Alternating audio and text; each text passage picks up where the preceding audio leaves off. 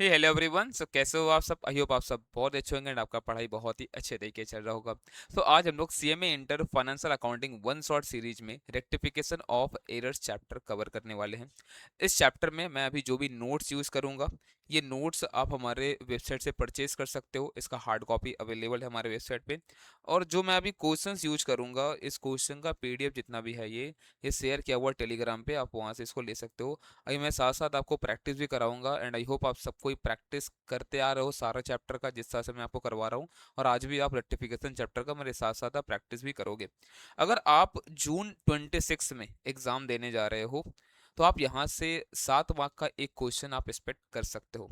और अगर 2 मार्क का एक एमसीक्यू भी आ गया तो 9 मार्क्स तो यहाँ से आपका श्योर हो जाएगा। हाँ, बट 7 मार्क का एक तो कंपलसरी आएगा ही आएगा जून 26 में। एमसीक्यू आ भी सकता है और नहीं भी आ सकता, है ना। चलो आज हम लोग स्टार्ट करते हैं। सबसे पहले हम लोग इस चैप्टर के बारे में है क्या, rectification of errors. Rectification of errors, तो हम लोग को यहाँ पर एरर्स को ठीक करना है। सर ये एरर्स होता क्या है? हम लोग जब अकाउंटिंग करते हैं तो हो सकता है अकाउंटिंग करते वक्त हमसे कुछ गलती हो जाए। अब आप समझो यहाँ पे ध्यान से, हम लोग जो ये अकाउंटिंग कर रहे हैं इसका पर्पस क्या है? हम लोग इसी अकाउंटिंग के बेस पे, अपने बुक्स ऑफ अकाउंट के बेस पे हम लोग फाइनेंशियल स्टेटमेंट्स हम लोग तैयार करते हैं। और यही फाइनेंशियल स्टेटमेंट्स यूजर तक पहुंचता है, जिनके बेस पे बहुत बार वो डिसीजन भी ले लेते हैं। अब आप समझो अगर ये सब चीज गलत रहा और डिसीजन ले लिया गया तो फिर दिक्कत होगा। हाँ सर, ऑब्वियस सा बात है, दिक्कत तो हो ही जाएगा। क्योंकि जो समझ के उन्होंने डिसीजन लिया है वो तो था ही नहीं, जो बेस जिनको समझो जिसको बेस रख के उन्होंने डिसीजन लिया था वो बेस ही गलत था। तो हम लोग क्या करना होता है, यहाँ पर उन एरर्स को फाइंड करके, उन एरर्स को ढूंढ के हम लोगों को यहाँ पर रेक्टिफाई करना है। सर एरर हो जाना ये एकदम से गलत है क्या, ऐसा है क्या, पाप है क्या? नहीं, ऐसा कुछ भी नहीं है। गलती हो सकता है, आप इंसान हो, जब अकाउंटिंग कर रहे हो तो गलती हो सकता है वहां पर। हाँ, बट आपको ये ढूंढते आना चाहिए, फिर एरर्स को ढूंढकर आपको ठीक करते आना चाहिए, ये बहुत ज़्यादा जरूरी है। एरर्स होगा, हम लोग उसके लिए कंसर्न नहीं है, बट आप उसको ठीक कैसे करोगे वो आपको समझना पड़ेगा। हो सकता है आपके जूनियर अकाउंटेंट्स जो आपके अंडर काम कर रहे हैं उन्होंने ये गलती कर दिया, बट आपको, आपने जब चेक करा तो आपको ये गलती मिला है। आप कल के दिन में सीएमए बनोगे, है ना। हो सकता है आपके अंडर बहुत सारे जूनियर अकाउंटेंट्स काम करेंगे, तो जब वो गलती करेंगे आपको वहां पर सुधारना है चीज़ों को, तो आपको तो पहले पता होना चाहिए कि सही चीज़ है क्या। फिर बता पाओगे ना कि एक्चुअल में कैसे ये गलत है और सही क्या होना चाहिए। क्लियर है क्या? अब बस सबसे पहले बात करते हैं हम लोग यहाँ पर अब रेक्टिफिकेशन का। अब समझो रेक्टिफिकेशन माने हमें सुधारना है। अगर तो सुधारना है तो जर्नल एंट्री से हम लोग सुधार सकते हैं। यहाँ पर ये काम नहीं कर सकते, ठीक है, हम लोग कि यहाँ पर मान लो लिखा हुआ है, लेट यहाँ पर लिखा हुआ है machinery account debit to cash, ठीक है। और यहाँ पर होना चाहिए था repairs account debit to cash. लेट यहाँ पर होना चाहिए था repairs account debit to cash. तो आप इसको अब काट तो सकते नहीं हो, है ना। हमें ये समझना है, इसको काट तो नहीं सकते नहीं है ना। हम लोग कैसे इसको अकाउंटिंग वे में इसको सही करेंगे वो हमें यहाँ पर समझना है। तो क्लियर है क्या ये चीज आपको?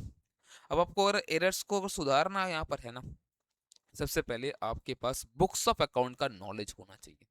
जहां पर ये अकाउंटिंग हुआ है तो आपको समझ जाएगा एग्जैक्टली गलती कहाँ हुआ। बुक्स ऑफ अकाउंट का सारा फेजेस आप अगर आपको पता रहेगा ना, तो आप बता पाओगे कि हाँ गलती एग्जैक्टली हुआ क्या है, उस गलती का इफेक्ट कहाँ कहाँ पड़ा है। मान लो 3 जगह इफेक्ट पड़ा, आपने बस एक जगह सही करा है, बाकी दो तो अभी भी गलत रहेगा। उससे उसका इफेक्ट कहाँ कहाँ पड़ा, वो किस स्टेज पे पकड़ा गया है। क्या लेजर पोस्टिंग का टाइम समझ में आ गया ये गलती हुआ था, ट्रायल बैलेंस का टाइम समझ में आया ये गलती हुआ था, या फाइनल अकाउंट बनाते वक्त समझ में आया कि ये गलती हुआ था। हमें ये भी समझना पड़ेगा एंड देन हमें उन एरर्स को सुधारना है। तो इन स्टेप्स में आपको अभी काम करना है। तो आप पहले पढ़ते हैं हम लोग इंट्रोडक्शन यहाँ पर कि ये है क्या, रेक्टिफिकेशन ऑफ एरर्स है क्या यहाँ पर, है ना। तो क्या बोलते हैं, फाइनेंशियल स्टेटमेंट्स में contain some errors which are either intentional और अनइंटेंशनल। देखो अगर इंटेंशनल एरर्स है तो उसको हम लोग फ्रॉड कहते हैं। अगर आपने जानबूझकर गलती करा ना तो वो फ्रॉड होता है। वो हम लोग फाइनेंशियल स्टेटमेंट्स फ्रॉड भी हमें देखने मिलता है। और आपको ही पता है जो फ्रॉड करेगा वो उसे छुपाने का भी तरीका रखा होगा। कोशिश किया ही होगा। तो एरर्स जो होते हैं ना, जो हमारे नॉर्मल जो हमारा गलती है, जो अनइंटेंशनल जो गलती हमारा होता है ना, तो वो तो जल्दी पकड़ में आ जाएगा। बट फ्रॉड जल्दी पकड़ में आने वाला नहीं है, क्योंकि उसके लिए मेजर्स भी तो मतलब होता है ना, हथकंडे अपनाए गए होंगे ना उसको छुपाने के लिए। तो हम लोग अभी जो हम लोग यहाँ पे इस चैप्टर में हम लोग ठीक करने वाले हैं ना, वो सब अनइंटेंशनल एरर्स हम लोगों को देखना है यहाँ पर। ठीक है ना। तो बोलते हैं देखो क्या यहाँ पर, intentional errors are termed as fraud whereas unintentional errors are termed as mistakes. हम लोग को ये सब ठीक करना है। In this chapter our objective to rectify the all unintentional errors. Fraud के बारे में इस चैप्टर में बात हम लोग नहीं करते, है ना। अगर आप ऐसे अगर आपने पढ़ रखा है ऑडिट में, तो ऐसे 240 वहाँ पर हम लोग फ्रॉड के बारे में बात करते हैं। अगर आपने ग्रुप 2 भी साथ में पढ़ा है तो, और आपको सिलेबस में अगर है तो, है ना। और देखो मतलब before rectifying any error it is necessary to know that at which stage of accounting the mistake has happened. आपको सबसे पहले जानना पड़ेगा ना कि कहाँ पे गलती हुआ है।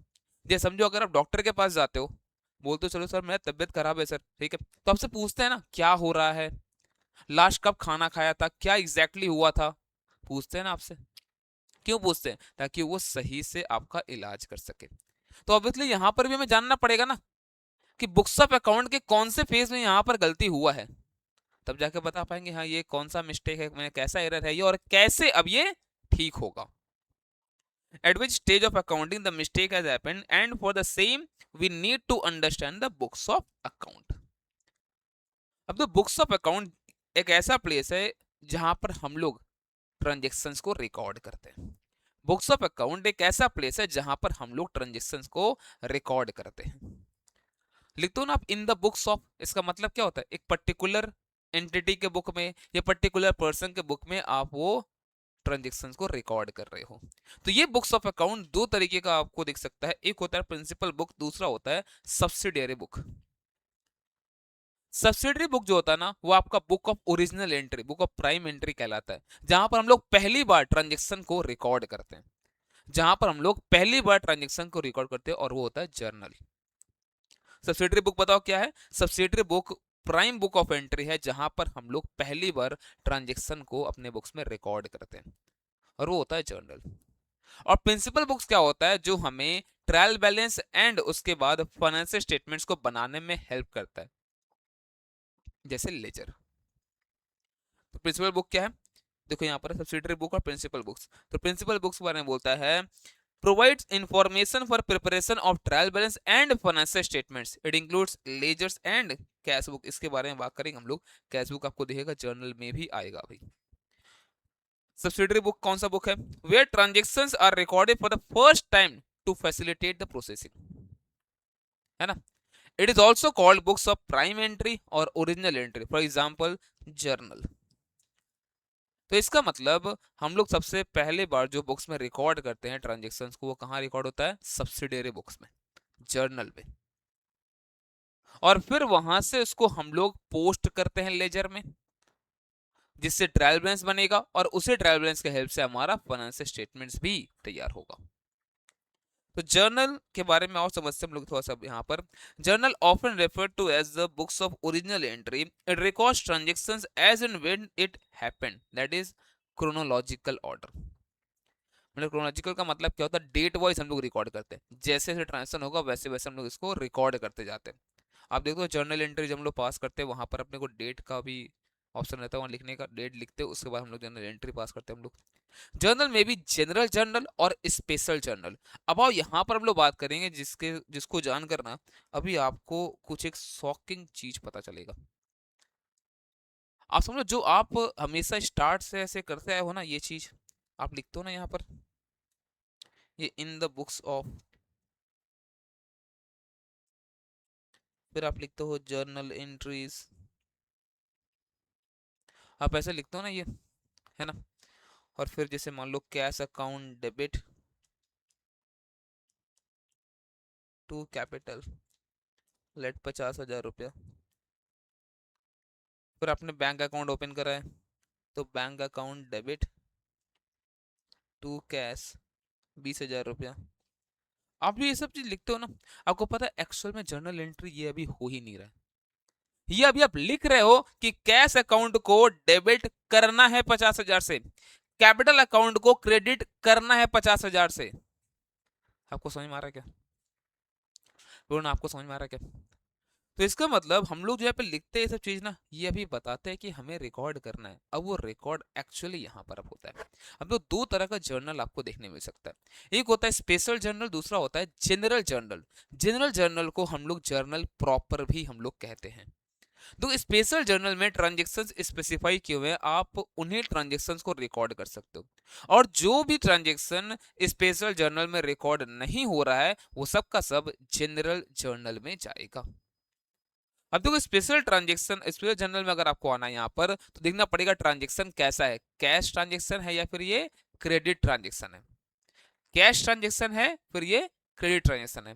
देखो अगर ये कैश ट्रांजेक्शन है फिर इसके लिए कैश बुक बना हुआ है, आपको सब कुछ कैश बुक में लिखना है। चाहे वो एसेट से रिलेटेड ट्रांजेक्शन हो, चाहे वो गुड्स से रिलेटेड ट्रांजेक्शन हो, चाहे वो कुछ भी हो। हमने एक्सपेंस पे किया है, हमको रेवेन्यू यहाँ पर मिला है, अपने पैसा मिला अपने को सेल करके, कुछ भी होगा वो सब कुछ कहाँ जाएगा, कैश बुक में जाएगा। मतलब कैश ट्रांजेक्शन दिखते ही हम लोग क्या हेड कर देंगे, हम लोग यहाँ पर कैश बुक। लेकिन क्रेडिट ट्रांजेक्शन अगर हुआ ना, तो क्रेडिट ट्रांजेक्शन अगर गुड्स से रिलेटेड है, किससे बताओ, गुड्स से, और कोई भी चीज नहीं। अगर गुड्स से रिलेटेड अगर है तो ही हम लोग इन 6 में से कोई एक बुक को हम लोग यूज कर सकते हैं, अगर वो गुड्स से रिलेटेड है तो ही। जैसे हम लोग बोलते हैं परचेज ऑफ गुड्स, अगर हम लोग गुड्स परचेज करते हैं ना तो फिर वो परचेज बुक में लिखा जाएगा, वो परचेज बुक में लिखा जाएगा। और अगर सेल करते हैं हम लोग तो वो सेल्स बुक में लिखा जाएगा।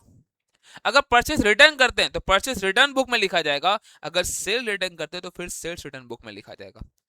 अगर बिल रिसीवेबल और पेएबल हुआ तो उनके रिस्पेक्टिव बुक में लिखा जाएगा। बट अगर यही मैं आपको बोलता हूं गुड्स परचेस नहीं करके मैंने एसेट परचेस किया है क्रेडिट में, तो फिर कहां जाएगा आप बताओ। देखो अगर कैश परचेस हुआ किसी भी चीज का, चाहे वो गुड्स हो, चाहे वो एसेट हो, एक्सपेंसेस हो, कुछ भी हो, अगर कैश ट्रांजेक्शन अगर हो रहा है फिर तो वो कैश बुक में ही जाएगा।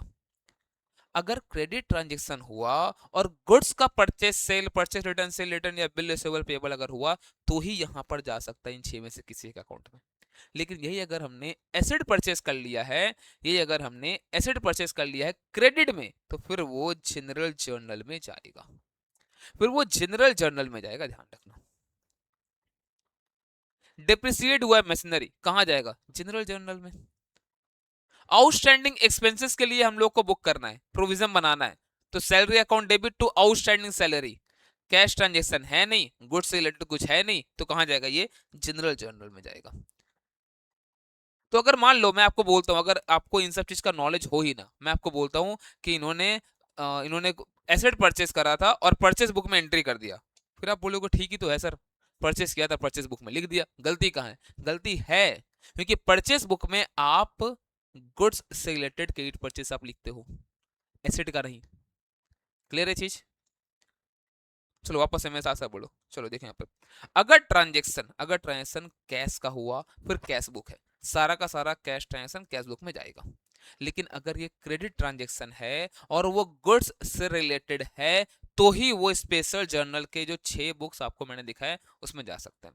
Purchase book, sales book, purchase return, sales return और फिर bill receivable and bill payable, ये 6 बुक में से ही 6 बुक में जा सकता है अगर वो गुड्स से रिलेटेड हुआ तो। इसके अलावा कोई भी ट्रांजेक्शन अगर आपको दिखता है तो वो सब कुछ कहाँ जाएगा, वो सब जाएगा हमारे जनरल प्रॉपर में, जिसको हम लोग जनरल जर्नल भी हम लोग कहते हैं।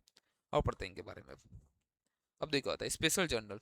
ट्रांजेक्शन अगर कैश हुआ तो कैश बुक, क्रेडिट हुआ तो परचेस बुक में क्या जाएगा, purchase of goods, purchase return में परचेस रिटर्न, समझ में आ रहा। इन सब बुक में अगर नहीं गया, अगर बोलता record transaction which can not publish in special journal, जैसे asset purchase on credit, outstanding expenses, prepaid expenses, accrued income, जितना भी ट्रांसफर एंट्रीज होता है, जितना भी सब कुछ आपको मिलेगा यहीं पे मिलेगा। हम लोग क्लियर है क्या? तो इसका मतलब हम लोग जब यहाँ पर ऐसे ये लिखते हैं ना, cash account debit to capital, मतलब हम लोग अभी बोल रहे हैं कि ये कैश अकाउंट को डेबिट करना है, कैपिटल अकाउंट को क्रेडिट करना है। बोलो क्लियर है क्या? बोलो ना क्लियर है क्या? तो समझो क्या होगा, कैश बुक में आएगा ये, समझो ये कैश बुक में आएगा, मान लो ये आपका कैश बुक है। तो कैश बुक में हम लोग 2 कॉलम बनाते हैं ना, 3 कॉलम भी होता है अपना, डिस्काउंट भी रहता है। चलो मान लो अभी हम लोग 2 कॉलम ही बना रहे हैं हम लोग यहाँ पर, कैश और बैंक सिर्फ, ठीक है। तो देखो, एक तो हो गया कैश का कॉलम, एक तो हो गया बैंक का कॉलम, ठीक है। मान लो आपने गुड्स भी परचेज किया था क्रेडिट पे, परचेज अकाउंट डेबिट टू राज, जिससे आपने गुड्स परचेज किया 10,000 का, ठीक है। अब कैसे क्या रिकॉर्ड होता है ये सब चीज़, अब समझ लो हम लोग का जैसे ये हम लोग को दिख गया कि हमें इसको रिकॉर्ड करना है, कहाँ रिकॉर्ड होगा ये कैश बुक में रिकॉर्ड होगा, कैश ट्रांजेक्शन है। आप क्या लिखोगे यहाँ पर, to capital cash account debit to capital कितना, 50,000। उसके बाद एक कॉन्ट्रा एंट्री है ना। तो bank account debit to cash, बैंक में पैसा आ जाएगा 20,000, और यहाँ पर बाई बैंक कैश से पैसा निकल जाएगा 20,000 ये, ठीक है। परचेज अकाउंट डेबिट टू राज, आप इसको कहाँ रिकॉर्ड करोगे, ये परचेज बुक में रिकॉर्ड होगा। अब लेट परचेज बुक में हम लोग यहाँ पे दिखाए, ये हमारा मान लो आप परचेज बुक है ये, इसमें राज से हमने परचेज किया है, हमने इसमें मान लो अनिल से परचेज किया है, और भी नाम है यहाँ पे 3-4, जैसे मैं राज से परचेज हुआ सब मिलाकर 10,000, अनिल से हो गया 8,000, फिर सेल्स भी हुआ है ना। तो ये सब हमारा ओरिजिनल बुक है, जहाँ पर मतलब हम लोग जिसको बोलते हैं ना बुक ऑफ ओरिजिनल एंट्री, जहाँ पर सबसे पहली बार हम लोग चीज़ों को रिकॉर्ड करते हैं। ये लेट अपना सेल्स बुक है, ठीक। यहाँ पे क्या करेंगे हम लोग, मान लो अमित को हमने सेल करा है, और यहाँ पर आ रहा, समझ में आ रहा आपको, अगर यहाँ पर आ रहा तो ये क्रेडिट सेल ऑफ गुड्स है, 12,000, राहुल 20,000, ठीक है। अब क्या होता है समझो, अब यहाँ से पोस्टिंग स्टार्ट होता है लेजर में। तो कैश बुक जो होता है ना, जो कैश बुक होता है, इसमें हम लोग प्राइमरीली चीजों को रिकॉर्ड करते हैं, है ना। तो ये जर्नल के अंडर आ गया, जर्नल के अंडर आ रहा है, और यही चीज हमारा लेजर का भी काम करता है अलग से, इसके लिए लेजर हम लोग को बनाने की कोई जरूरत नहीं पड़ता है। देख रहे हो आप, यही कैश और बैंक आपको दिख रहा है, ये लेजर का काम भी आपको कर देता है। तो इसीलिए कैश बुक को हम लोग जर्नलाइज्ड लेजर भी कहते हैं, क्योंकि एक तो ये हमारा प्राइम बुक ऑफ एंट्री है, इसमें पहली बार हम लोग रिकॉर्ड करते हैं चीज़ों को, और फिर यही फैसिलिटेट करेगा हम लोग को आगे ट्रायल बैलेंस बनाने में, इसी का जब बैलेंसिंग हम लोग कर देंगे तो हमारा काम भी हो जाएगा। तो इसीलिए कैश बुक को हम लोग जर्नलाइज्ड लेजर कहते हैं, कैश बुक को हम लोग बोलते हैं ये जर्नल भी है और ये लेजर भी है। हाँ, लेकिन अब समझो जैसे परचेज बुक है, ये परचेज बुक है, ठीक है। अब ये परचेज बुक जो है ना, इससे क्या मिल जाएगा आपको, इससे आपको मिल जाएगा क्रेडिट परचेज ऑफ गुड्स। तो टोटल यहां पर कितना सब मिलाकर, लेट यहाँ सब मिलाकर आपके पास 18,000 है। तो जब परचेज अकाउंट बनेगा ना, ध्यान देना यहाँ पर, जब लेजर में परचेज अकाउंट जब बनेगा ना, परचेज अकाउंट, तो कैश बुक से यहां से कैश परचेस आपको मिल जाएगा, आपको कैश बुक से कैश परचेस मिल जाएगा। तो आप यहाँ पे लिख दोगे टू कैश, ठीक है, कितना जो भी रहेगा अमाउंट, और टू जो आपका क्रेडिट परचेस हुआ है परचेस बुक से, आप वो भी सारा यहाँ पे लिख दोगे। तो परचेस अकाउंट में इस तरह से टोटल परचेस दिखता है, टोटल परचेस दिखता है। और फिर ये जो है यहाँ पर राज अकाउंट, इसका अलग से अकाउंट बनेगा, इसका अलग से अकाउंट बनेगा, पर्सनल अकाउंट इसका बनाएंगे, इसका हम लोग राज अकाउंट। तो समझ में आपको आ रहा है क्या, इस तरह से हम लोग को चीजों को प्रोसेस करना होता है। राज बाई परचेस कितना था उसका, 10,000 था आई थिंक, यस 10,000। वैसे ही सेल्स का चलता है, सेल्स बुक से हम लोग को क्रेडिट सेल ऑफ गुड्स मिल जाएगा, हम लोग कैश बुक से कैश सेल ऑफ गुड्स मिल जाएगा, दोनों टोटल करेंगे लेजर अकाउंट में दिख जाएगा हम लोग को, और फिर यही बैलेंसेस हमारा ट्रायल बैलेंस में जाता है। आपको समझ में प्रोसेस किस तरह चल रहा है। सबसे पहले बताओ क्या होगा, सबसे पहले हम लोग जर्नल जो हम लोग लिखते हैं ना, इस पोर्शन को हम लोग पहले हम लोग इन सबको लिख लेते हैं, ठीक है। इसलिए हम लोग बोलते हैं सब बुक कीपिंग का काम है। एक्चुअल में जब हम लोग जर्नलाइज करते हैं, मतलब यहाँ पर जब आता है ना स्पेशल जर्नल और जनरल जर्नल, यहाँ पर एक्चुअल में काम शुरू होता है ना, यहाँ पर एक्चुअल में हम लोग चीज़ों को यहाँ पर लिखते हैं, ठीक है। अब समझो आप, यहाँ जो रिकॉर्ड हो गया, इसके बाद हम लोग चीज़ों को पोस्ट करते हैं लेजर में। हाँ, बट कैशबुक वाला चीज़ लेजर में पोस्ट नहीं करना होता है, यही हमारा लेजर का काम भी कर देता है, इसलिए इसको हम लोग जर्नलाइज लेजर भी हम लोग कहते हैं। ठीक है, अब समझो यहाँ पर अब आपका परचेस बुक बनेगा, वैसे सेल्स बुक बनेगा, ऐसे बहुत सारा हम लोग बनाएंगे अपने पास, और ये सब फिर क्या होगा, लेजर बनाते वक्त पोस्टिंग होगा इन सब का। क्लियर है ये चीज़? Yes sir. चलो आ जाओ, देखो यहाँ पर ledgers. So the ledger is termed as principal books of account. It is a book of accounts where all types of account, asset, liability, expense, revenue, etc. are maintained. It is a complete set of accounts of a business entity. Ledger may be personal or impersonal. Personal ledger मतलब जो debtor और creditor को बोलते हैं personal laser, है ना? तो personal laser कौन है बताओ, डेटर या फिर क्रेडिटर। तो डेटर लेजर या फिर इसको हम लोग सेल्स लेजर भी हम लोग कह सकते हैं, और क्रेडिटर लेजर्स या फिर परचेस लेजर भी इसको हम लोग कह सकते हैं। इम्पर्सनल में आता है एक तो कैश बुक, और फिर आता है जनरल लेजर। कैश बुक समझ में आपको आ गया, ये भी लेजर के अंडर ही आता है। अब तो जर्नल में भी था कैश बुक, इसलिए इसको हम लोग बोथ कहते हैं।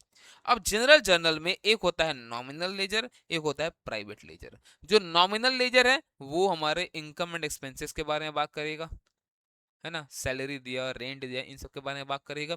और प्राइवेट लेजर जो है वो एसेट लाइबिलिटी के बारे में बात करेगा। प्राइवेट लेजर जो है वो एसेट लाइबिलिटी के बारे में यहाँ पर ये बात करेगा। बोलो क्लियर है ना?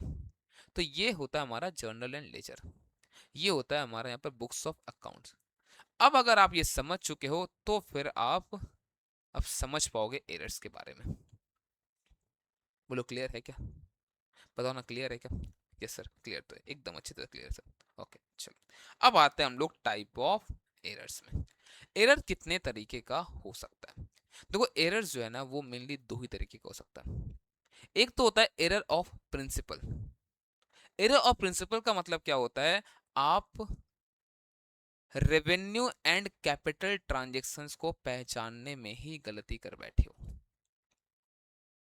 आपने मशीनरी परचेज करा, मान लो आपने फर्नीचर परचेज करा है, तो ये कैपिटल एक्सपेंडिचर है, आपको बैलेंस शीट में दिखाना है इन सब चीज को आगे चल के, है ना, कैपिटल एक्सपेंडिचर है ये। आपने क्या किया, आपने परचेज अकाउंट में दिखा दिया, आपने रेवेन्यू ट्रीट कर लिया इन सबको। आपने रिपेयर्स कराया है, नॉर्मल रूटीन रिपेयर है, रिपेयर एंड मेंटेनेंस, ये आपका खर्चा है, नॉमिनल अकाउंट है ये। आपने क्या किया इसको, आपने मान लो रिपेयर करा था बिल्डिंग का, आपने बिल्डिंग में अमाउंट में ऐड कर दिया, मतलब आपने उसको कैपिटलाइज कर दिया। तो अगर आप रेवेन्यू एंड कैपिटल एक्सपेंडिचर को पहचानने में गलती कर देते हो, इसको हम लोग एरर्स ऑफ प्रिंसिपल कहते हैं। और अगर प्रिंसिपल एरर अगर हुआ ना, तो फिर सामने वाला फिर आपको बहुत ही मतलब बेकार नजर से देखता है, मतलब इसको कुछ नहीं आता भाई। अगर प्रिंसिपल एरर अगर हुआ ना, अगर प्रिंसिपल एरर अगर आपका होता है तो मतलब सामने वाला बोलेगा भाई इसको कुछ आता ही नहीं है ना, तभी तो प्रिंसिपल एरर कर रहा है। इसको यही नहीं समझता है क्या रेवेन्यू ट्रांजेक्शन है, क्या कैपिटल ट्रांजेक्शन है, तो आगे चल के पूरा फाइनेंशियल डुबा देगा। आप समझो एक मशीन आपने परचेस करा है, 5 करोड़ का मशीन था, आपने दिखा दिया उसको नॉमिनल अकाउंट ट्रेड करके, परचेज में आपने दिखा दिया, आपका जीपी गिर गया, आपका एनपी गिर गया, उस साल का पूरा परफॉर्मेंस पूरा डाउन हो गया कंपनी का, आपकी एक गलती की वजह से। तो यहाँ पर अगर एरर ऑफ प्रिंसिपल करते हो तो फिर हम लोग क्या बोलते हैं कि आपका अकाउंट्स का बेस पूरा खत्म है, इसका मतलब तभी आप एरर ऑफ प्रिंसिपल यहाँ पे कर रहे हो। तो कैपिटल वर्सेस रेवेन्यू ट्रांजेक्शंस, जैसे asset purchase were debited to purchase account. हाँ, इसके अलावा जितना भी गलती है वो सब माफी वाला गलती है, उन सबको बोलते हैं क्लरिकल एरर। वो मिस्टेक्स हो सकता है in the ordinary course of accounting, वो अकाउंटिंग करते वक्त आपसे मिस्टेक हो सकता है, किसी से भी वो मिस्टेक हो सकता है। अब क्लरिकल एरर को फिर 3 भाग में बांटा गया है, error of omission, error of commission और compensating error. Error of omission का मतलब होता है हम लोग उस चीज को लिखना ही भूल गए, हम लोग उस चीज को लिखना ही भूल गए। जैसे मान लो गुड्स रिटर्न किया था कस्टमर ने, हमने स्टॉक में काउंटिंग तो कर लिया बट लिखना ही हम लोग भूल गए, एंट्री करना भूल गए, कंप्लीटली हम लोग भूल गए चीजों को, इसको बोलते हैं कंप्लीट ओमिशन। लिखे ही नहीं, ना डेबिट लिखे ना क्रेडिट लिखे, लिखे ही नहीं। तो ये जर्नल करते टाइम ये गलती हमसे हो सकता है, कोई ट्रांजेक्शन पूरा पूरा ही छूट जाए, या फिर लेजर पोस्टिंग के टाइम भी ये गलती हो सकता है अपने से, ये ट्रांजेक्शन का पूरा पूरा लेजर पोस्टिंग हमसे छूट गया, इसको बोलते हैं हम लोग complete omission. When recording in journal और पोस्टिंग देम इनटू लेजर, यहाँ पे गलती हो सकता है। लेकिन ध्यान देना, पार्शियल एरर, पार्शियल एरर हम लोगों ने डेबिट लिखा बट क्रेडिट नहीं, क्रेडिट लिखा बट डेबिट नहीं। अब देखो ये गलती नॉर्मली लेजर में ही होगा, जर्नल में ये चीज पॉसिबल है ही नहीं, क्योंकि जर्नल में जैसे आप लिखते हो अपने आप डेबिट क्रेडिट दोनों ही दिखेगा ना, वो तो पॉसिबल ही नहीं है। तो ये जनरली ये जो गलती होता है ना, पार्शियल ओमिशन, मतलब आइदर आपने डेबिट नहीं लिखा या फिर आपने क्रेडिट नहीं लिखा, अगर ये गलती अगर है तो ये पार्शियल ओमिशन है और ये जनरली लेजर में हो सकता है। अगर जर्नल के टाइम ये गलती हो रहा है फिर आपने मदिरा पान करके अपने अकाउंटिंग करा है, फिर इसका मतलब सही मारा क्या। आप सोचो कैसे हो सकता है कि इंसान कैसे करेगा इसको, मान लो राज अकाउंट डेबिट लिख के छोड़ दिया, तू क्या होगा, क्रेडिट किसको करेगा। अगर इससे गलती अगर हो रहा है तो फिर इसका मतलब आपने मदिरा पान कर रखा और कुछ नहीं, सही मारा क्या। तो पार्शियल एरर कहां पर हो सकता है, तो पार्शियल एरर नॉर्मली लेजर के टाइम ही होगा। इसके बाद एक आता है हमारा कॉम्पनसेटिंग एरर। कॉम्पनसेटिंग एरर का मतलब होता है कि कुछ ऐसा गलती हुआ है, दो गलती जो एक दूसरे को सेट ऑफ कर दिया। जैसे मान लो हमने रेंट पे किया है 10,000 का, ठीक है, और गलती से दिखा दिया 12,000। गलती से दिखाया कितना हमने, 12,000, 2,000 खर्च ज्यादा दिखा दिया। फिर क्या हुआ, हमने सैलरी पे किया, सैलरी पे किया हमने 15,000, गलती से उसको दिखा दिया 13,000। अब आप देखो अगर टोटल पेमेंट 12, 13, 25 ये तो हो ही गया, जो 10 और 15, 25 होना चाहिए था, दोनों ही खर्च है। अब यहाँ पर ये ढूंढना बड़ा ही मतलब प्रॉब्लमेटिक होता है, क्योंकि इसमें होता है क्या है, एक एरर का इफेक्ट दूसरा एरर उसको नलीफाइड कर देता है, वो the effect of one error get nullified by another error. अब इसके अलावा आपको कोई भी और एरर अगर दिखा मार्केट में, कैसा भी एरर, इन सबको क्या बोलोगे आप, एरर ऑफ कमीशन। कैसा भी एरर, नाम गलत लिख दिया, राम की जगह श्याम लिख दिया, श्याम की जगह मोहित लिख दिया, कुछ भी नाम का एरर हुआ तो हमारा कॉम्पनसेट एरर ऑफ कमीशन। तो एरर ऑफ कमीशन में कितना भी बाकी आप जो भी गलती है, अमाउंट एरर हो गया 4,617, आपने लिख दिया 4167 लिख दिया, मतलब लिखना था आपको 4617, आपने लिख दिया 4167। अमाउंट का error, error of commission. Side का एरर, डेबिट में लिखना था क्रेडिट में लिख दिया, फिर से गलती, एरर ऑफ कमीशन। बुक गलत चुन लिया, सेल्स बुक की जगह परचेस बुक में एंट्री कर लिया, आपको समझ में आ रहा। कास्टिंग एरर, चीजों को जोड़ने में गलती कर दिया। तो इसका मतलब क्या समझो ध्यान से पहले आप, कि अगर क्लरिकल एरर में आपको दिख रहा है कि ओमिशन वाला एरर नहीं है और कॉम्पनसेटिंग वाला एरर नहीं है, तो इसके बाद जितना भी एरर आपको दिखेगा सब का सब कमीशन एरर है। अब देखो यहाँ पर wrong account, wrong amount, wrong side, debit की जगह क्रेडिट लिख दिया, रॉन्ग सब्सिडियरी बुक, परचेस की जगह सेल्स बुक ले लिया, रॉन्ग कास्टिंग कर लिया, जोड़ने में गलती कर दिया, ज्यादा जोड़ दिया कभी कम जोड़ दिया, समझ में आ रहा क्या। तो इस तरह से पहले आपको पहचानना पड़ेगा ये गलती है कौन सा, ठीक है। आप एक काम करो, सबसे पहले मुझे आप ये बता के दिखाओ। चलो देखो यहाँ पर एक क्वेश्चन है, आपको पहले बताना है टाइप ऑफ एरर, ये कौन सा एरर है, ठीक है। पहला देखो, sales book under cast, sales book को कम जोड़ा गया है, कम जोड़ा है, कास्टिंग एरर, कौन सा एरर होगा, क्या ये प्रिंसिपल एरर है, नहीं, क्लरिकल एरर है। क्या लिखना भूल गया है, नहीं, तो ओमिशन भी नहीं है। कॉम्पनसेटिंग है, नहीं है, बचा कौन सा, कमीशन। और यार आपका कास्टिंग एरर कहाँ जाएगा, कमीशन में ही, तो ये एरर ऑफ कमीशन है। Goods sold to Rajesh has been recorded through purchase book. अब जो गुड्स बेचा गया था राजेश को, क्रेडिट सेल है, कुछ नहीं बोला तो मानेंगे हम लोग, ये दिखना चाहिए था सेल्स बुक में, आपने दिखाया कहां पर है, परचेस बुक में, wrong subsidiary book, again error of commission. Repairs of machinery debited to machinery, normal repair था ये, नॉर्मल रिपेयर्स था, उसको रूटीन रिपेयर करके आपको दिखाना था पीएल में, आपको खर्चा मानना था, आपने क्या मशीनरी को डेबिट कर दिया, आपने कैपिटल एक्सपेंडिचर मान लिया रेवेन्यू को। Very good, principle error. ये कौन सा एरर है हमारा, ये principle error, error of principle. Cash receive from Raj posted to debit of Vikram, वाह जी वाह, कैश मिला राज से, आप क्या एंट्री करोगे, कैश अकाउंट डेबिट टू राज। आपने क्या किया, आपने विक्रम विक्रम के अकाउंट में वो भी डेबिट कर दिया क्रेडिट करने की जगह, ठीक है, जो भी हो, रॉन्ग अकाउंट भी है, रॉन्ग साइड भी है, दोनों ही कौन सा है, दोनों ही एरर ऑफ कमीशन है। Rent receive from Vijay credited to both rent and Vijay account. Rent receive हुआ है, आप क्या एंट्री करोगे? Cash account debit to rent received account. आपने क्या किया? कैश अकाउंट तो लिखा ही नहीं, टू रेंट तो है बट टू विजय कर दिया। फिर से कौन सा एरर बताओ? कमीशन एरर, रॉन्ग अकाउंट चुन लिया आपने, error of commission. Salary for the month posted twice, दो बार लिख दिया है ना, दो बार लिख दिया, error of commission. Purchase book over cast, फिर से कास्टिंग एरर, ज्यादा जोड़ दिया परचेस बुक को इस बार, फिर से क्या बोलेंगे हम लोग? Error of commission. Goods drawn by proprietor was not recorded at all, लिखा ही नहीं है, ये नहीं कि डेबिट किया क्रेडिट नहीं, लिखा ही नहीं है कहीं पे भी, तो एरर ऑफ ओमिशन। और उसमें भी कौन सा? Complete omission, error of omission, और उसमें भी complete omission.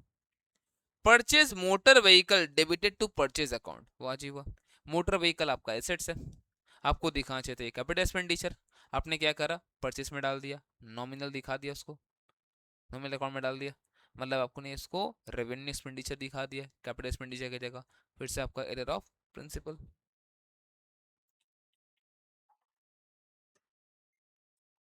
Installation charges of machinery debited to general expense, जो इंस्टॉलेशन चार्ज होता है मशीनरी का, इसको हम लोगों को शो करना होता है मशीनरी में ही, उसी में ऐड होता है।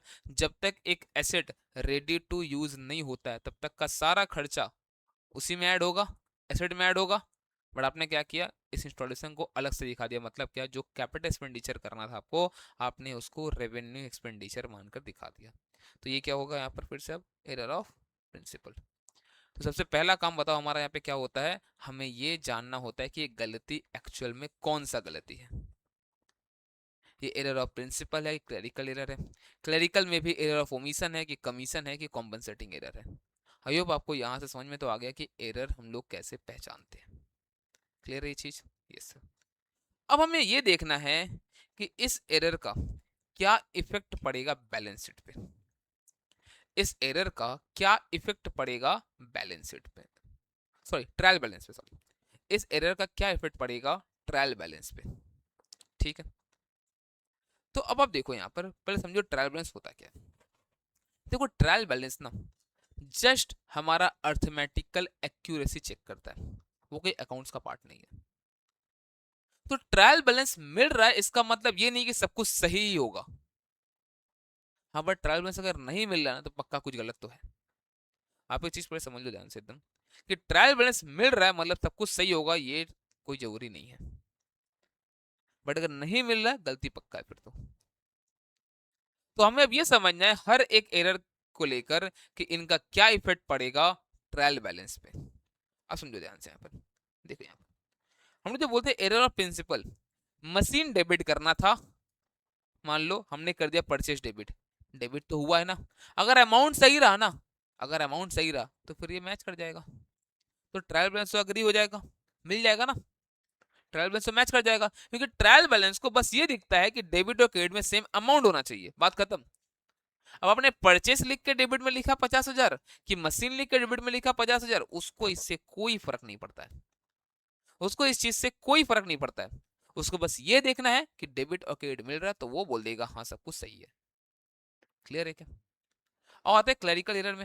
अब देखो एरर ऑफ ओमिशन, अगर आपने कंप्लीट ओमिशन कर दिया ना, ना डेबिट में कुछ लिखा ना क्रेडिट में कुछ लिखा, तो मैच कर जाएगा, दोनों साइड जीरो है। आपने एक एंट्री को कंप्लीटली आपने लिखा ही नहीं है, आपने लिखा ही नहीं है, तो अगर आपने लिखा ही नहीं है तो ना डेबिट में आया ना क्रेडिट में आया, वो तो मैच कर जाएगा, तो मतलब फिर से आपका ट्रायल बैलेंस एग्री कर जाएगा।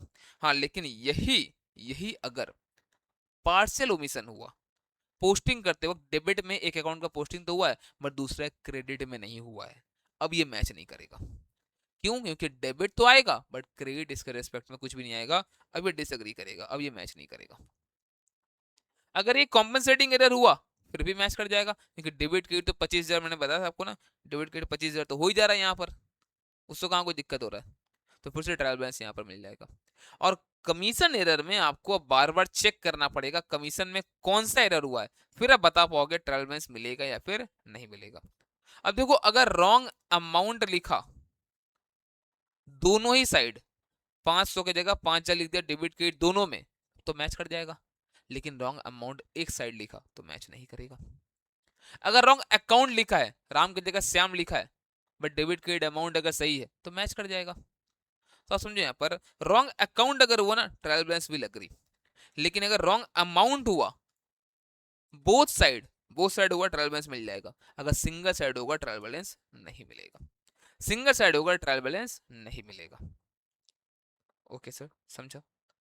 देन यहाँ पर समझो अगर रॉन्ग साइड लिख दिया, डेबिट के जगह क्रेडिट लिख दिया, ट्रायल बैलेंस कैसे एग्री करेगा? आप समझो आपको डेबिट में लिखना था 100 रुपया, आपने वो लिखा नहीं, आपने क्रेडिट में लिख दिया 100 रुपया, अब तो 200 रुपये का फर्क पड़ जाएगा। 100 डेबिट में लिखा नहीं, ऊपर से क्रेडिट में जाकर 100 और लिख दिया अलग से, तो 200 रुपया फर्क पड़ गया, डबल अमाउंट फर्क पड़ जाता फिर तो। अगर रॉन्ग सब्सिडरी बुक है फिर मैच कर जाएगा। कैसे, अभी मैं क्वेश्चन करके दिखाऊंगा यहाँ पर। अगर रॉन्ग सब्सिडरी बुक है ना फिर तो ट्रायल बैलेंस मैच कर जाएगा, कोई दिक्कत नहीं है। अगर रॉन्ग कास्टिंग है, ज्यादा जोड़ दिया, तो एक साइड ज्यादा जोड़ेगा, ऑब्वियस सा बात है ना। तो कोई एक साइड ज्यादा जोड़ दिया या फिर कम जोड़ दिया तो ऐसे केस में ट्रायल बैलेंस तो मैच नहीं करेगा, क्योंकि डेबिट क्रेडिट मैच नहीं हो रहा है। डेबिट क्रेडिट मैच नहीं हो रहा है। अब आप ना मुझे इस क्वेश्चन के बेस पे ही बताओ कि किस में ट्रायल बैलेंस एग्री करेगा, किस में डिसएग्री करेगा। ठीक है, तो आपको बताना है ट्रायल बैलेंस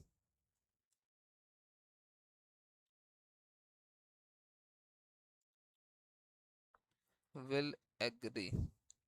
आपको नंबर्स में लिखना है यस और नो।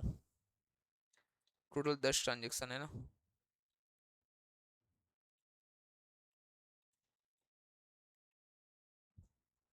ठीक है, सबसे पहले देखो क्या था।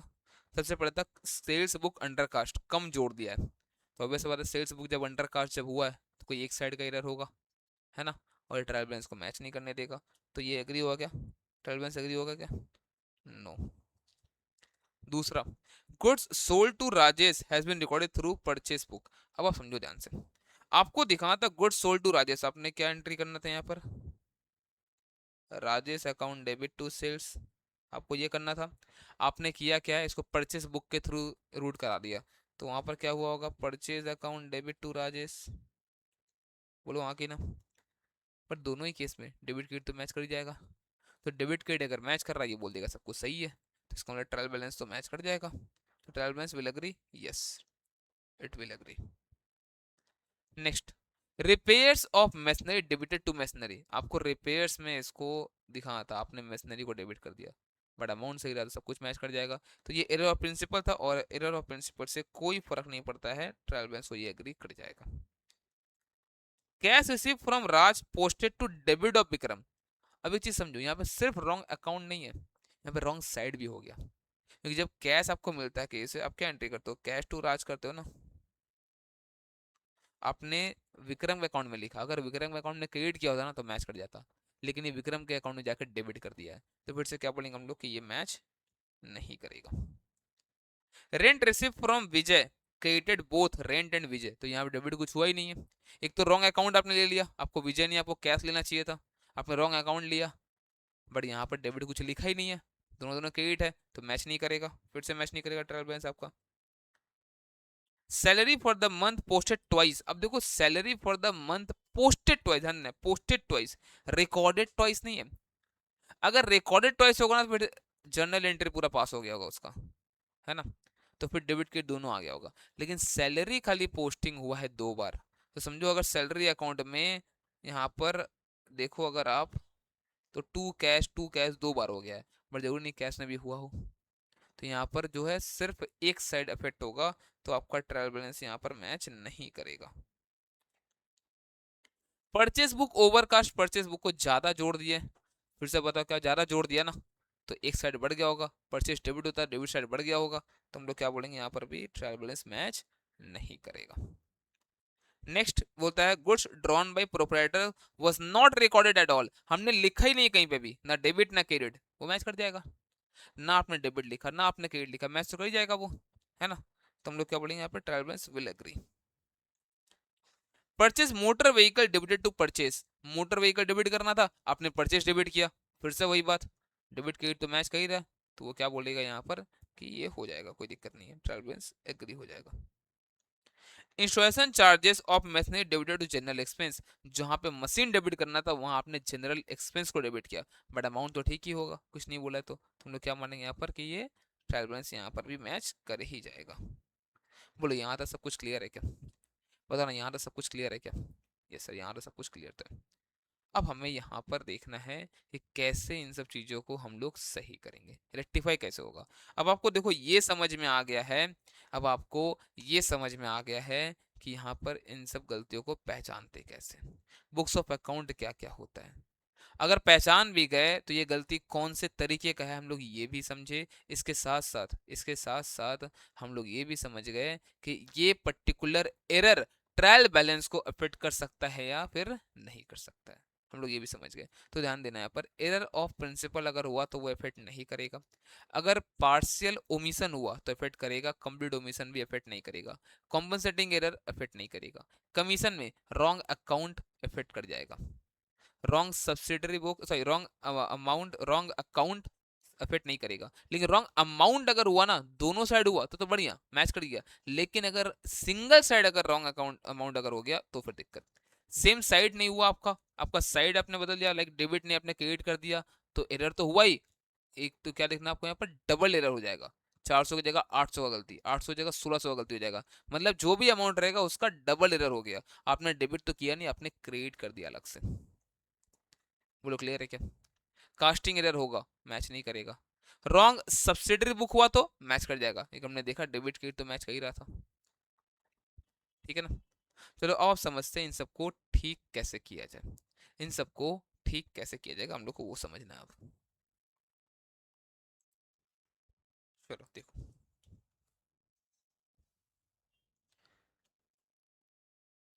समझो, हम लोग ये समझ गए कि ये एरर कौन सा एरर है, टाइप ऑफ एरर्स हम लोग समझ गए। इसके बाद हम लोग ये भी समझ गए कि ये एरर ट्रायल बैलेंस को इफेक्ट करेगा या इफेक्ट नहीं करेगा, दोनों हम लोग समझ गए। अगर ट्रायल बैलेंस मैच हो जाएगा मतलब ट्रायल बैलेंस को कोई फर्क नहीं पड़ रहा, ट्रायल बैलेंस अफेक्टेड नहीं है इस एरर से, और अगर ट्रायल बैलेंस आपको लग रहा है कि मैच नहीं हो पाएगा मतलब ये इफेक्ट कर चुका है इसको, ठीक है। अब इसको हम लोगों को ठीक कैसे करना है, क्या एंट्री हम लोग को पास करना है, इस इसके लिए हम लोग को देखना पड़ेगा ये एरर कहाँ पर पकड़ा गया है, कौन से स्टेज पे ये एरर पकड़ा गया है। देखो ऐसा 3 स्टेज हो सकता है जहां पर ये एरर डिटेक्ट हुआ है। पहला होता है before preparation of trial balance,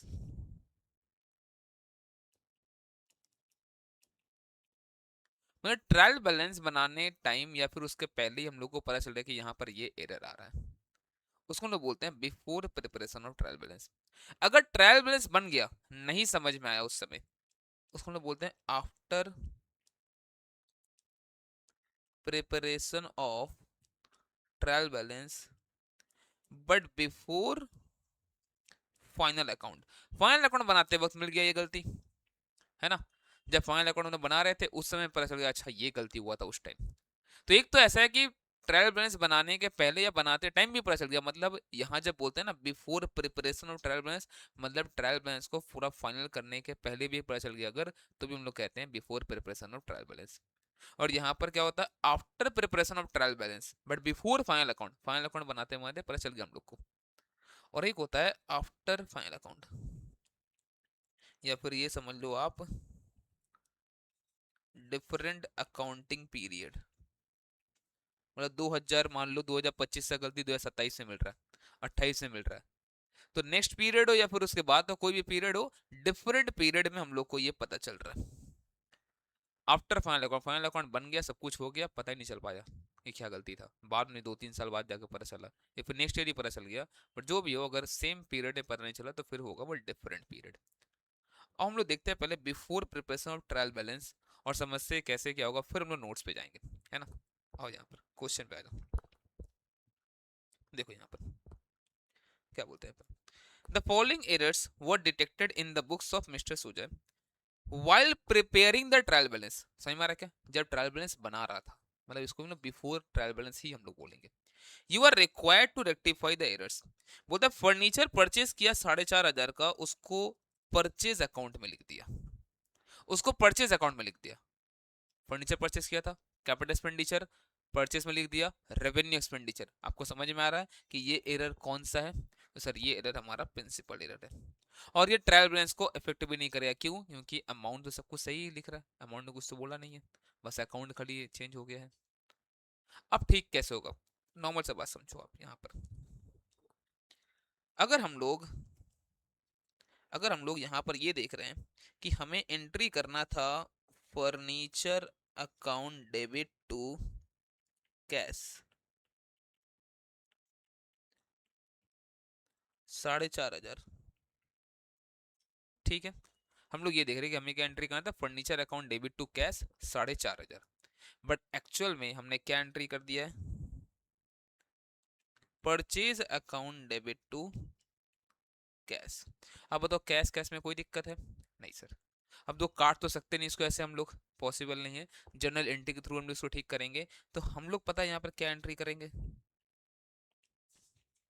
हम लोग एंट्री करेंगे यहाँ पे, देखो कैश कैश हमारा ठीक है, फर्नीचर को डेबिट करना था, नहीं हुआ है, अब डेबिट आप कर दो, फर्नीचर को आप डेबिट कर दो 4,500 से। और परचेज जो बिना मतलब का डेबिट होके रखा है, आप उसको हटा दो।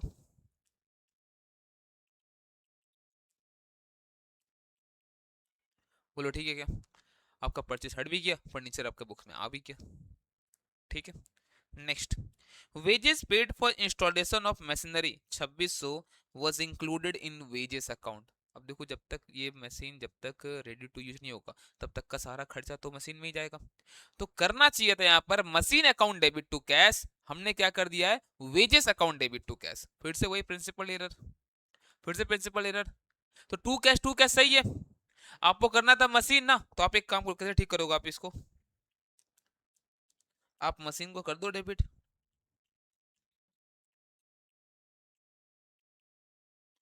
और वेजेस को हटा दो यहाँ से। ये गलती तो सिर्फ इसी में हुआ है। अगर आप पूरा डिटेल में करना चाहो इसको सॉल्व, तो कैसे करोगे, क्या बताओगे? बताओ आप यहाँ पर।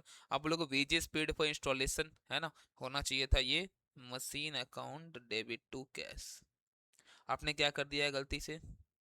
Wages account debit to cash. तो टू कैश सही था, मशीन को हमें लाना है, हम लोग लेकर चले आए, वेजेस को हम लोग को हटाना है, हम लोगों ने उसको क्रेडिट कर दिया। अमाउंट कितना है? अमाउंट है 2,600 रुपया। Next, sales day book was under cast by ₹6,000। अब एक चीज समझना, sales day book under cast है, कम जोड़ा है, ठीक है। तो सेल्स डे बुक अगर कम जोड़ा है, तो इसका अकाउंट फिर ये टोटल जाएगा कहाँ पर? वेरी गुड, सेल्स अकाउंट में जाएगा ये, क्योंकि सेल्स डे बुक से कहाँ जाता है डेटा? सेल्स अकाउंट में जाएगा पूरा ये अमाउंट इसका। मतलब ये सेल्स अकाउंट को भी घटा दिया होगा। तो हम लोग क्या करना पड़ेगा, लिखना मत कुछ, ठीक है। अभी हम लोग क्या करना पड़ेगा ठीक करने के लिए, सेल्स अकाउंट को क्रेडिट करना पड़ेगा 6,000। बट अब आप मुझे ये बताओ कि चलो ठीक है, सेल्स को हम लोग क्रेडिट कर देंगे, ठीक है, सेल्स को हम लोग क्रेडिट कर देंगे, डेबिट किसको करेंगे? डेबिट किसको करेंगे? सर डेटर्स को डेबिट कर दीजिए। ओके, तो आपके हिसाब से डेटर्स को डेबिट कर दिया जाए। अगर डेटर्स को डेबिट करेंगे ना, तो डेटर्स तो ठीक था, अब डेटर्स बढ़ जाएगा, अब वो गलती हो गया। अच्छा, फिर नेक्स्ट एंट्री में सर डेटर्स को क्रेडिट कर दीजिए, फिर बता किसको डेबिट करेंगे? ये चलते रहे इस तरह से? नहीं। तो पहले तो आप ये समझो कि अगर कोई ऐसा एरर आपको मिलता है, अगर कोई आपको ऐसा एरर मिलता है जो सिर्फ एक अकाउंट को इफेक्ट किया था, तो चेक करो डेबिट करना है क्रेडिट करना है। उसको ठीक करने के लिए क्या करना पड़ेगा? तो देखो अंडर कास्ट है, सेल्स अकाउंट कम जोड़ा है, तो बढ़ाना पड़ेगा, और सेल्स को बढ़ाने के लिए हम लोग को क्रेडिट करना पड़ता है। क्या कोई और अकाउंट इसमें इन्वॉल्व है? नहीं सर। क्या ट्रायल बैलेंस बन चुका है?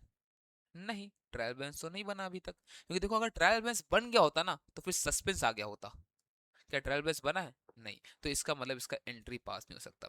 इसके लिए हम लोग यहाँ पर लिखेंगे, हम लोग लिखेंगे sales account will be credited by rupees कितना है? बाय ₹6,000। बाई ₹6,000। तो कोई भी अगर ऐसा चीज आपको दिखे जहां पर सिंगल साइड को इफेक्ट कर रहा है, मतलब वो ट्रायल बैलेंस को इफेक्ट करेगा, समझ में आ रहा है क्या? अब तो ट्रायल बैलेंस को अगर वो इफेक्ट करेगा, तो मतलब सिंगल साइड एरर था, तो ट्रायल बैलेंस अगर बन गया होगा फिर तो सस्पेंस अकाउंट आ जाएगा। लेकिन ट्रायल बैलेंस अगर अभी तक बना ही नहीं है तो सस्पेंस अकाउंट तो आया नहीं होगा। अब अगर सिर्फ एक ही अकाउंट का मिस्टेक है, एक पर्टिकुलर अकाउंट का सिर्फ मिस्टेक अगर हुआ है एक साइड का, तो ऐसे केस में हम लोग एंट्री पास नहीं कर सकते। एंट्री पास करने से क्या होगा, ये अकाउंट तो ठीक हो जाएगा, दूसरा जो भी अकाउंट हम लोग यूज करेंगे वो गलत हो जाएगा। इसलिए हम लोग को वहां पर एंट्री नहीं पास करना, हम लोग को नरेशन बस लिखना होता है कि इस अकाउंट को क्रिएट करना पड़ेगा, तब जाके ये ठीक होगा। बोलो क्लियर है क्या? Yes sir. चलो next. Goods sold to Pritam worth rupees 6900 has been created to his account, has been created to his account। अब समझो हुआ क्या है, जब किसी को सेल करते हो, जब गुड्स सेल करते हो, आप क्या एंट्री करते हो? प्रीतम अकाउंट डेबिट टू सेल्स, कितना? 6900। बट हुआ क्या है, पोस्टिंग के टाइम देखो, एक्चुअल में तो लेजर पोस्टिंग होगा जब, तो लेजर से जो फिर ट्रायल बैलेंस बनेगा वहीं पे गलती हो जाएगा। तो यहाँ पर हुआ क्या है, पोस्टिंग करते वक्त ना हिज अकाउंट, हिज मतलब यहाँ पर प्रीतम का बात होगा, प्रमित, सॉरी प्रीतम नहीं प्रमित है। ओके ओके ओके, ठीक है ठीक है, ठीक कर लो, ठीक है। तो जो यहाँ पर फिर मैंने प्रथम लिख दिया, क्या कर रहा हूँ यार मैं, प्रमित ही है ना? हाँ ठीक है, ठीक है, नाम से क्या मतलब, आपको कौन से समझने से मतलब है। अब इस तरह कोई मजाक नहीं उड़ाएगा, बहुत मारूंगा मैं, ठीक है। देखो यहाँ पर तो Pramit account debit to sales ये करना था, हमने क्या करा है, पोस्टिंग करते वक्त प्रमित को क्रेडिट कर दिया टू प्रमित 6900। सेल्स के बारे में कुछ बताया क्या? नहीं, तो सेल्स ठीक हुआ होगा, उसमें कोई दिक्कत नहीं है। अब समझो यहाँ पर सेल्स तो ठीक है, समझो यहाँ पर सेल्स तो ठीक है 6900। गलती क्या हुआ है, प्रमित गलती से 6900 का क्रेडिट हो गया है, उसको डेबिट करना चाहिए था। तो इस अकाउंट में कोई दिक्कत है? नहीं सर, इस अकाउंट में कोई दिक्कत नहीं है, जो प्रॉब्लम है वो प्रमित के अकाउंट में। तो again single side, single account का है, तो हम लोग एंट्री पास नहीं कर सकते। हम लोग इसके लिए क्या करना पड़ेगा, हम लोग को नया सन लिखना पड़ेगा। अच्छा सर, क्या नया सन लिखेंगे हम लोग? तो हम लोग लिखेंगे प्रमित अकाउंट, गलती से क्रेडिट हो गया ना, डेबिट करना है, will be debited by rupees, कितना रुपए से डेबिट करें सर? सर 6900 से कर देते हैं, ठीक हो जाएगा। क्या 6900 से करने से ठीक होगा? अब देखो, अगर आप 6900 रुपए डेबिट करोगे ना, तो ये क्रेडिट रिमूव हो जाएगा, जीरो हो गया, क्रेडिट जीरो।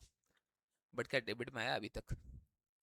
आपको डेबिट में सही में अब लाने के लिए और 6900 डेबिट करना पड़ेगा, मतलब डबल अमाउंट। मैंने आपको बताया था ना कि अगर गलत साइड चुन लिया, अगर डेबिट का या क्रेडिट ना, डबल अमाउंट का एरर हो जाता है। तो ये 13,800 इसे यहाँ पर डेबिट करना पड़ेगा ताकि ये ठीक हो पाए, ताकि ये ठीक हो पाए। समझा क्या? उन्होंने समझा क्या? ये सर समझ गया, समझ गया सर, समझ गया। Next, an amount of 6,300 paid in advance for insurance premium in the previous year had not been brought forward as an opening balance in the current year। उसको लाया ही नहीं है, बैलेंस लेकर ही नहीं आया। तो ये प्रीपेड इंश्योरेंस था हमारा, उसको दिखाया नहीं गया, बस यही है ना, आप दिखा दो। अगेन सिंगल अकाउंट का तो नया सन लिखना पड़ेगा हम लोग को। तो prepaid insurance account will be debited bye rupees, कितना है, 6,300। Next, cash drawn by proprietor of rupees 6,000 was not posted in ledger account। अब देखो, cash drawn by proprietor rupees 6,000 was not posted in ledger। अब देखो laser जब बोल रहा ना, तो समझो यहाँ पर एंट्री क्या होगा, यहाँ पर एंट्री होगा कैश अकाउंट, एक क्रेडिट होगा पर, देखो यहाँ पे कैसे लिखूँ, यहाँ जगह नहीं है, और यहाँ जगह है, देखो यहाँ पर ये एंट्री होगा drawing account debit to cash, कितना अमाउंट था, 6,000। अब बोलता है लेजर में इसका पोस्टिंग नहीं हुआ है, तो अब सब बात, अब कौन से अकाउंट का पोस्टिंग सर बताया है नहीं, मैंने को पहले ही बताया ना, ये कैश बुक वाला चीज है, इसको कहीं पोस्टिंग करने की जरूरत है क्या आपको? आपको इसको पोस्टिंग करने की जरूरत है क्या? नहीं सर, पोस्टिंग तो इसका होगा, ड्राइंग से पोस्टिंग होगा, तो ये पोस्टिंग हुआ ही नहीं, भूल गए हम लोग। तो अगेन सिंगल अकाउंट का एरर हुआ है। तो एंट्री तो पास नहीं होगा, एंट्री पास करे तो गलती हो जाएगा अपने से। ये तो हम लोग क्या करेंगे, यहाँ पर लिखेंगे drawings account, drawings account will be debited by ₹6,000। That's it, ये हुआ हमारा पूरा पहला क्वेश्चन। डन। चलो नेक्स्ट आते हैं क्वेश्चन नंबर 3 पे। Pass necessary journal entry to rectify the following errors. Sir हमारा दूसरा क्वेश्चन है ना, आपने पहला क्यों बोला? अरे पहला हम लोग जिसका हम लोग एंट्रीज पास कर रेक्टिफाई कर रहे हैं वो तो पहला तो पहचानने हुआ था, छोड़ो ना उसका। देखो यहाँ पर pass necessary journal entries to rectify the following errors. वो था an amount of ₹200 withdrawn by owner for personal use was debited to trade expense. वो तो पर्सनल यूज था, ड्राइंग्स में जाना चाहिए था। इसके लिए क्या एंट्री होना बताओ सही था? यहाँ पर हम लोग करना चाहिए था drawings account debit to cash. हमने क्या कर दिया है? Trade expense account debit to cash. ठीक, कैसे होगा ये? टू कैश सही है। ड्राइंग्स को लेकर आना है तो ड्राइंग्स को लेकर आ जाओ। To cash, sorry to trade expense, trade expense हटा दो। कितना अमाउंट? तो यहाँ पर ₹200। ठीक है, डन पहला। सेकंड आते हैं, purchase of goods of ₹300 from Nathan was wrongly entered in the sales book. अब समझो यहाँ पर हुआ क्या है। तो हम लोग परचेज किए थे, परचेज टू नथन हमें करना था, हमने सेल्स बुक में डाल दिया। हमने कर दिया Nathan account debit to sales. तो अब देखो कैसे ठीक होगा ये। कितना अमाउंट था इसका? ₹300, है ना? ₹300 का ट्रांजेक्शन है ये। अब समझो हुआ क्या। परचेज को लाना था बुक्स में हमें, आया क्या परचेज? नहीं सर, गलती हुआ है। तो पहले परचेज को लिखो, पहले परचेज को डेबिट करो 300। सेल्स आपको लग रहा फालतू क्रेडिट हुआ है, नहीं होना चाहिए था क्रेडिट। हाँ सर फालतू हुआ है, कैंसिल करो, इसको डेबिट करो टू नथन 600। सर नथन में 600 कैसे चला गया? नथन में 600 इसलिए गया क्योंकि नथन को यहाँ पर क्रेडिट करना था 300, वो तो हमने किया नहीं, उसको ऊपर से डेबिट कर दिया अलग, उसको डेबिट कर दिया हमने अलग। वो कितना डेबिट हुआ बताओ आपको? वो डेबिट हो गया 300 अलग से।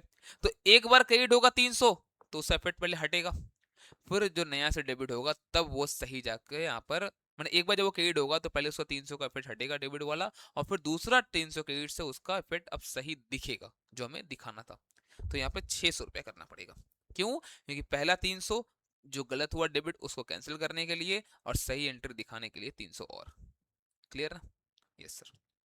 Next, a credit sale of ₹100 to Santanam was wrongly passed through purchase book। अब क्रेडिट सेल हुआ था, अब यहाँ पर इसको परचेज बुक में दिखा दिया गलती से। तो अब बताओ यहाँ पर क्या किया ये लोग? तो क्रेडिट सेल हुआ था ना, यस। तो S2 सेल्स ₹100 दिखा दिया है, परचेज टू एस ₹100। ये ठीक कैसे होगा? हमें परचेज को हटाना पड़ेगा, तो परचेज को क्रेडिट करना पड़ेगा हम लोग को ₹100। सेल्स को क्रेडिट करना पड़ेगा लाने के लिए बुक्स में, तो ठीक है सर ला देते हैं। और एस जिसको करना था डेबिट उसको कर दिए क्रेडिट। तो एक बार जब ₹100 डेबिट करेंगे तो वो क्रेडिट जीरो होगा, और फिर हम लोग को सही एंट्री के लिए और 100 डेबिट करना पड़ेगा, तो ₹200 होगा यहाँ पर। क्लियर? चौथा entry, ₹150 receive from Malhotra was credited to Mehrotra. अब बताओ क्या एंट्री करते हो? Cash account debit to Malhotra. आपने कर क्या दिया है? Cash account debit to Mehrotra. आपने मेहरोत्रा को गलती से क्रेडिट कर दिया है, आप उसको डेबिट करके हटा दो, है ना? एकदम सिंपल है। आप मेहरोत्रा को 150 डेबिट करके हटा दो, और मल्होत्रा को कर दो आप क्रेडिट। हो गया। बोलो क्लियर है क्या? पैसा मिला था, आप बोलते cash account debit to Malhotra. यहाँ पे क्या किया आपने? आपने कैश अकाउंट डेबिट तो किया है बट क्रेडिट कर दिया है मेहरोत्रा को, तो मेहरोत्रा को आप हटा दो, मल्होत्रा को ला दो यहाँ पर। ठीक है। Next, ₹375 paid as salary to cashier Dhawan was debited to his personal account. अब देखो, अगर आप किसी को सैलरी पे कर रहे हो तो आपको रीजन पता ना यहाँ पर पेमेंट का, सैलरी, तो आप उस बंदे का पर्सनल अकाउंट आप यूज नहीं कर सकते क्योंकि आपने वहां पर सैलरी के लिए उसको पेमेंट किया है। अगर आप पर्सनल अकाउंट यूज कर दोगे तो आप क्या एंट्री करोगे यहाँ पर, Dhawan account debit to cash, ऐसा लगेगा धवन आपसे पैसा पहले पाता था इसलिए आपने दिया है, या फिर अब आप धवन से पैसा पाते हो, बट ऐसा कुछ भी नहीं था, यहाँ तो सैलरी था ना, तो यहाँ पर होना चाहिए था क्या पता है, यहाँ पर होना चाहिए था सैलरी टू कैश, आपने क्या कर दिया है, धवन टू कैश। ठीक, तो अब बताओ यहाँ पर कैसे ठीक होगा ये, टू कैश सही है, सैलरी को हमें लाना है, धवन को हमें हटाना है, salary account debit to Dhawan, कितना अमाउंट है 375। Next, a bill of 2750 for extension of building. अब देखो, एक्सटेंशन ऑफ बिल्डिंग है मतलब ये कैपिटल एक्सपेंडिचर होता है, इसका मतलब ये आपने क्या किया, इसको बिल्डिंग रिपेयर में आपने डाल दिया। अब जैसे ये बिल्डिंग रिपेयर में गया ये नॉमिनल अकाउंट में चला गया, वही फिर वही एरर प्रिंसिपल का। तो क्या करना पड़ेगा, गलती से रिपेयर में गया ना, रिपेयर को हटाओ और बिल्डिंग को लाओ, गलती से रिपेयर में गया ना तो बिल्डिंग को आप डेबिट कर दो और बिल्डिंग रिपेयर को आप हटा दो क्रिएट करके। कितना अमाउंट है 2750।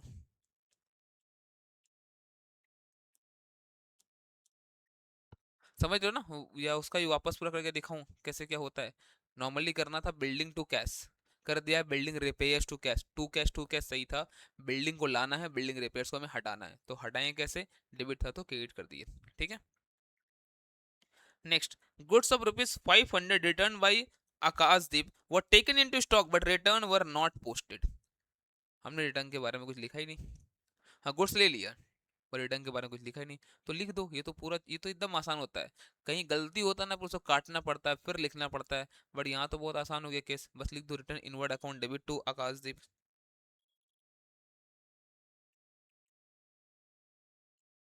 Return inward account debit to Akashdeep, amount कितना है 500। ठीक, done. Old furniture sold for ₹200 to Sethi was recorded in sales book.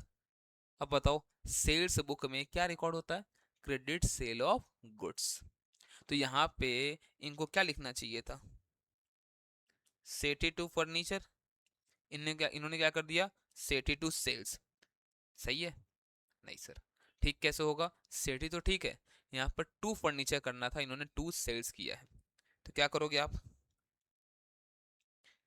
ठीक कैसे होगा, सेल्स को डेबिट कर दो जो फालतू क्रेडिट हुआ है ₹200, और टू फर्नीचर दिखा दो,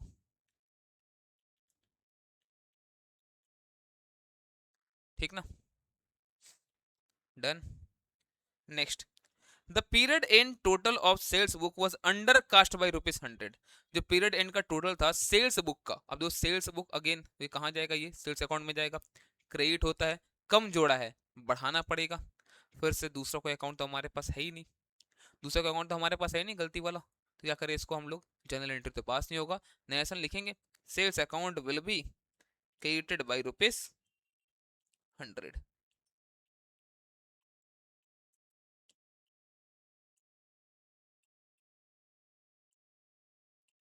ठीक ना, sales account will be credited by ₹100। Amount of ₹80 received as interest was credited to commission. हमें मिला था इंटरेस्ट, हम लोग क्या बोलेंगे, cash account debit to interest, हमने क्या लिख दिया, cash account debit to commission, cash cash सही है, टू इंटरेस्ट लिखना था, लिखा नहीं है, कमीशन को क्रेडिट किया है, तो कमीशन को हटा दो, इंटरेस्ट को ले आओ, तो कमीशन को हटा दो, इंटरेस्ट को ले आओ, नॉर्मली हम लोग इंटरेस्ट रिसीव पूरा लिखते हैं, बट इंटरेस्ट लिखा तो वही लिख रहे हैं अभी, ठीक है, ₹80, दैट्स इट, है ना। अब देखो कैसे यहाँ पर चीजें बदल जाएंगी, अगर हम लोग इन्हीं गलतियों को जब सुधारने बैठेंगे और ट्रायल बैलेंस हमारा बन चुका होगा, फाइनल अकाउंट बनाने के पहले या बनाते टाइम हम लोग को पता चला ये सब गलती यहाँ पर है, और देखते हैं, फिर हम लोग नोट्स हम लोग पढ़ पाएंगे। Question number 4, the trial balance of mister Sarvesh Kumar as on 31st March 2024 did not tally and the difference was posted to suspense account. अब देखो मैंने आपको बताया ना कि क्या होता है, समझो जब हम लोग ट्रायल बैलेंस बनाते हैं ना, तो ट्रायल बैलेंस बनाते वक्त अगर हमारा बैलेंस मैच नहीं किया, मान लो डेबिट में आ रहा है यहाँ पर 1 लाख रुपया और क्रेडिट में आया है 95, तो फिलहाल मैच कराने के लिए अगर कुछ नहीं मिल पा रहा तो मैच कराने के लिए हम लोग क्या बोलते हैं, 5,000 रुपये सस्पेंस अकाउंट में डाल दो, अभी आप मैच करा के फिलहाल आगे बढ़ो ताकि आप फाइनल अकाउंट बना सको अभी। ठीक है, और वही काम ये लोग यहाँ पर किया, सस्पेंस अकाउंट में पैसा डाल दिया है और उसके बाद इन लोग जब स्क्रूटनी किया है तो बोलता on scrutiny of the books the following errors were detected. अब देखते हैं क्या क्या गलती इन लोग को मिला है। अब देखना है यहाँ पर, the total of sale return book for January 2024 has been casted short by ₹1000। अब देखना यहाँ पर sales return book, sales return कौन सा अकाउंट में जाएगा फिर, तब ये सेल्स रिटर्न में जाएगा, cell return book cell return account में जाएगा। तो सेल्स रिटर्न आपका क्या होता है, डेबिट क्रेडिट, सेल्स होता है क्रेडिट, तो सेल्स रिटर्न क्या होता है हमारा, डेबिट। तो डेबिट हम लोग कम दिखाए हैं, कम जोड़े हैं, तो बढ़ाना पड़ेगा। तो नॉर्मली हम लोग क्या बोलते हैं ठीक करने के लिए इसको, कि हम लोग बोलेंगे कि हम लोग यहाँ पर दिखाएंगे, पता है क्या, हम लोग यहाँ पर दिखाएंगे sales return account will be debited by ₹1000। But अब समझो, अब हम लोग ऐसे नरेशन नहीं लिखेंगे। अब ध्यान समझना चीजों को, ठीक है। मान लो ये आपका ट्रायल बैलेंस है, तो सेल्स रिटर्न कहाँ दिखता है, डेबिट में, सेल्स रिटर्न डेबिट में दिखता है। मान लो यहाँ पे दिखाना था 50,000, हमने दिखा दिया 49,000, हमने कितना दिखा दिया, 49,000। तो जब मिलाएंगे ये मैच तो करेगा नहीं, लेट ये आ रहा है 10 लाख रुपया, ये आ रहा है 9,99,000 रुपया, तो मैच क्यों नहीं किया, क्योंकि हम लोगों ने 1,000 रुपया कम दिखाया है। तो जब हम लोग मिलाने बैठे होंगे उस समय हम लोगों ने सस्पेंस डाल दिया होगा, उस समय हम लोगों ने सस्पेंस डाल दिया होगा मिलाने के लिए, तो सस्पेंस डेबिट हुआ था। आज हमें पता चल गया क्यों आया था सस्पेंस, क्योंकि ये हमारा सिंगल साइड एरर हुआ था इस तरीके का। तो अब ठीक हो गया ना। तो अब पता कैसे ठीक करोगे इसको, आपको सेल्स रिटर्न को डेबिट करना है, आप करो, आप करो 1,000 रुपये डेबिट। ये जो आपका सस्पेंस था ना उस समय, जो आपने डेबिट किया था क्योंकि मैच नहीं हो रहा था, अब पता चल गया ना क्यों नहीं मैच हो रहा था। अब उस सस्पेंस को बुक से हटाओ, अब आप सस्पेंस को करो क्रेडिट। कितना अमाउंट, कितना अमाउंट, वही 1,000 रुपया।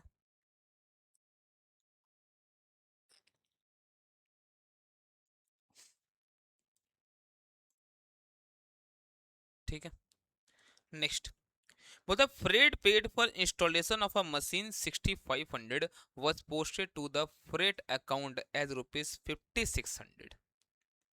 यहाँ पे करना क्या चाहिए था इनको, देखो ध्यान से देखना, यहाँ पर इनको करना क्या चाहिए था, यहाँ पर इनको freight paid for installation था ना, तो इनको यहाँ पर करना चाहिए था मशीन, क्योंकि ये कैपिटल एक्सपेंडिचर होगा, इन्हें करना चाहिए था machine account debit to cash 6,500, इनको ये करना चाहिए था। इन्होंने क्या किया है, इन्होंने टू कैश तो दिखाया ही है 6,500, बट यहाँ पर इसको फ्रेट अकाउंट में दिखा दिया है, और वो भी अमाउंट भी गलत, 5,600 दिखा दिया है। तो फिलहाल जब मैच नहीं हुआ होगा तो उस समय सस्पेंस आया होगा मैच कराने के लिए, जब डेबिट क्रेडिट मैच नहीं होगा सस्पेंस आया होगा। अब ठीक कैसे करिए इसको, देखो अब यहाँ पर पहला बात तो मशीन 6,500 लाना पड़ेगा आपको, क्योंकि आपने दिखाया नहीं है। ठीक है, तो मशीन पहले 6,500 लेकर आओ, कैश 6,500 करना था, 6,500 हो भी गया, इसमें कोई दिक्कत नहीं है। रेट जो है वो गलती से 5,600 आपने डेबिट किया है, हटाना पड़ेगा आपको, ये सब हटाना पड़ेगा, हटा देंगे। और जैसे ये हटा आपको दिख जाएगा कि सस्पेंस क्यों आया था, इन 900 रुपये डेबिट काम हो गया ना, हटाओ सस्पेंस को, आप करो क्रेडिट। ठीक है, क्रेडिट कर दो इसको आप, डन क्या, yes sir. Next, Goods of the value rupees 2500 returned by a customer were entered in the sales day book. Goods return किया था ना वो, आपको क्या एंट्री करना चाहिए था? आपको एंट्री करना चाहिए था रिटर्न इनवर्ड टू कस्टमर, ये करना चाहिए था। ठीक है, आपने क्या किया, उसको आपने डाल दिया सेल्स डे बुक में। आपने सेल्स डे बुक मतलब सेल्स क्रेडिट हो गया, कितना, कितना अमाउंट है, 2500 का सेल्स क्रेडिट हो गया। ओके, और फिर क्या किया है, फिर बोलता है क्या है, and posted there from to the credit of his account. अब हुआ क्या, देखो यहाँ पर कस्टमर के क्रेडिट में ट्रांसफर कर दिया 2500 रुपया, जो डेबिट होता है सेल्स बुक में रहता है। तो बट देखो जाने अनजाने में जो भी हो गलती हुआ इनसे, बट ये गलती के वजह से भी देखो, अगर यहाँ पर 2500 होना चाहिए था कस्टमर क्रेडिट, और गलती में भी ये तो हो ही गया है। इसे बोलते कॉम्पनसेटिंग रेट, समझ में आ रहा क्या? तो ये गलती में भी ये काम तो हो ही गया। अब यहाँ पर बस गलती देखो हुआ क्या है, यहाँ पर रिटर्न इनवर्ड, यहाँ पर रिटर्न इनवर्ड डेबिट होना चाहिए था, जो कि हुआ नहीं है। तो हम लोग उसको करेंगे रिटर्न इनवर्ड को डेबिट,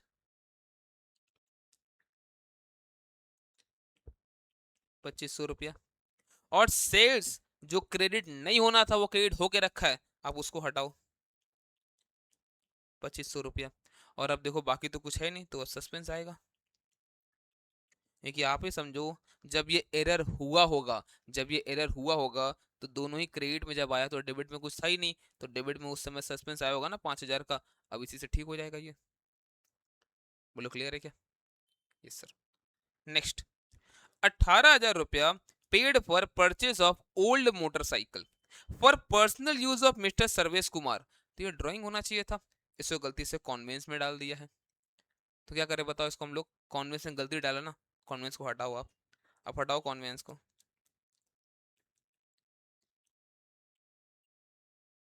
और कॉन्वेंस को हटाओ 18,000, और आप ड्राइंग्स में लिखो 18,000।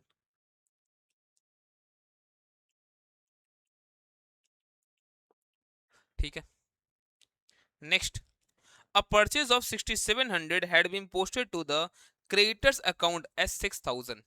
तो मतलब परचेस में सब कुछ ठीक हुआ है, खाली क्रिएटर में 700 रुपया कम लिख दिया है। तो जनरली हम लोग क्या बोलते हैं कि क्रिएटर अकाउंट को क्रेडिट कर दो 700 रुपया, यही ना। बट यहाँ पर तो ट्रायल बैलेंस बन चुका है, सस्पेंस आ चुका है, तो अब इजीली आपके पास एक अकाउंट है ही, तो आप क्या करोगे इसको, आप बोल दोगे सस्पेंस अकाउंट डेबिट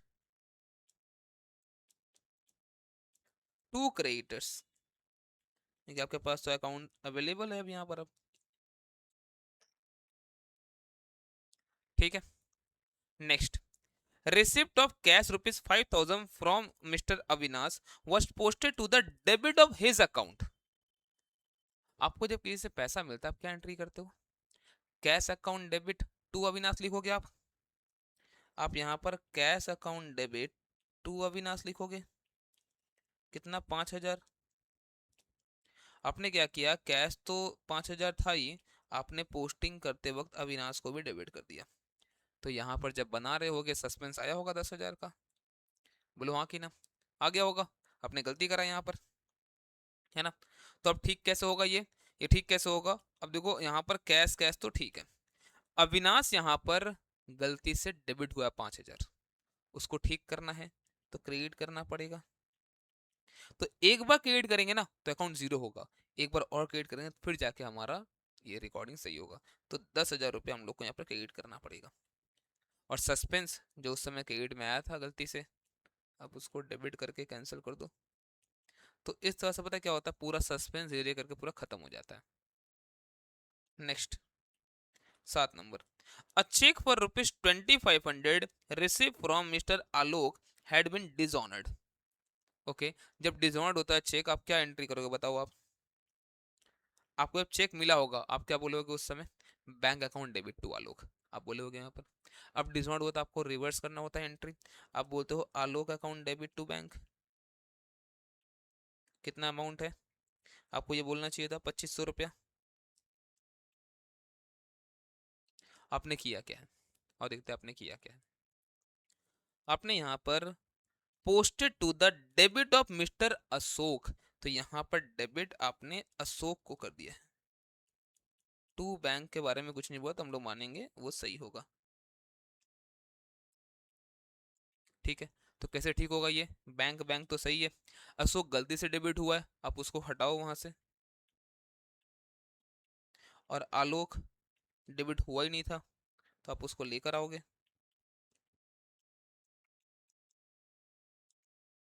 नेक्स्ट बोलता है क्या, sales of 8500 to mister Deepak was recorded in the sales book correctly. बढ़िया, कोई दिक्कत नहीं है।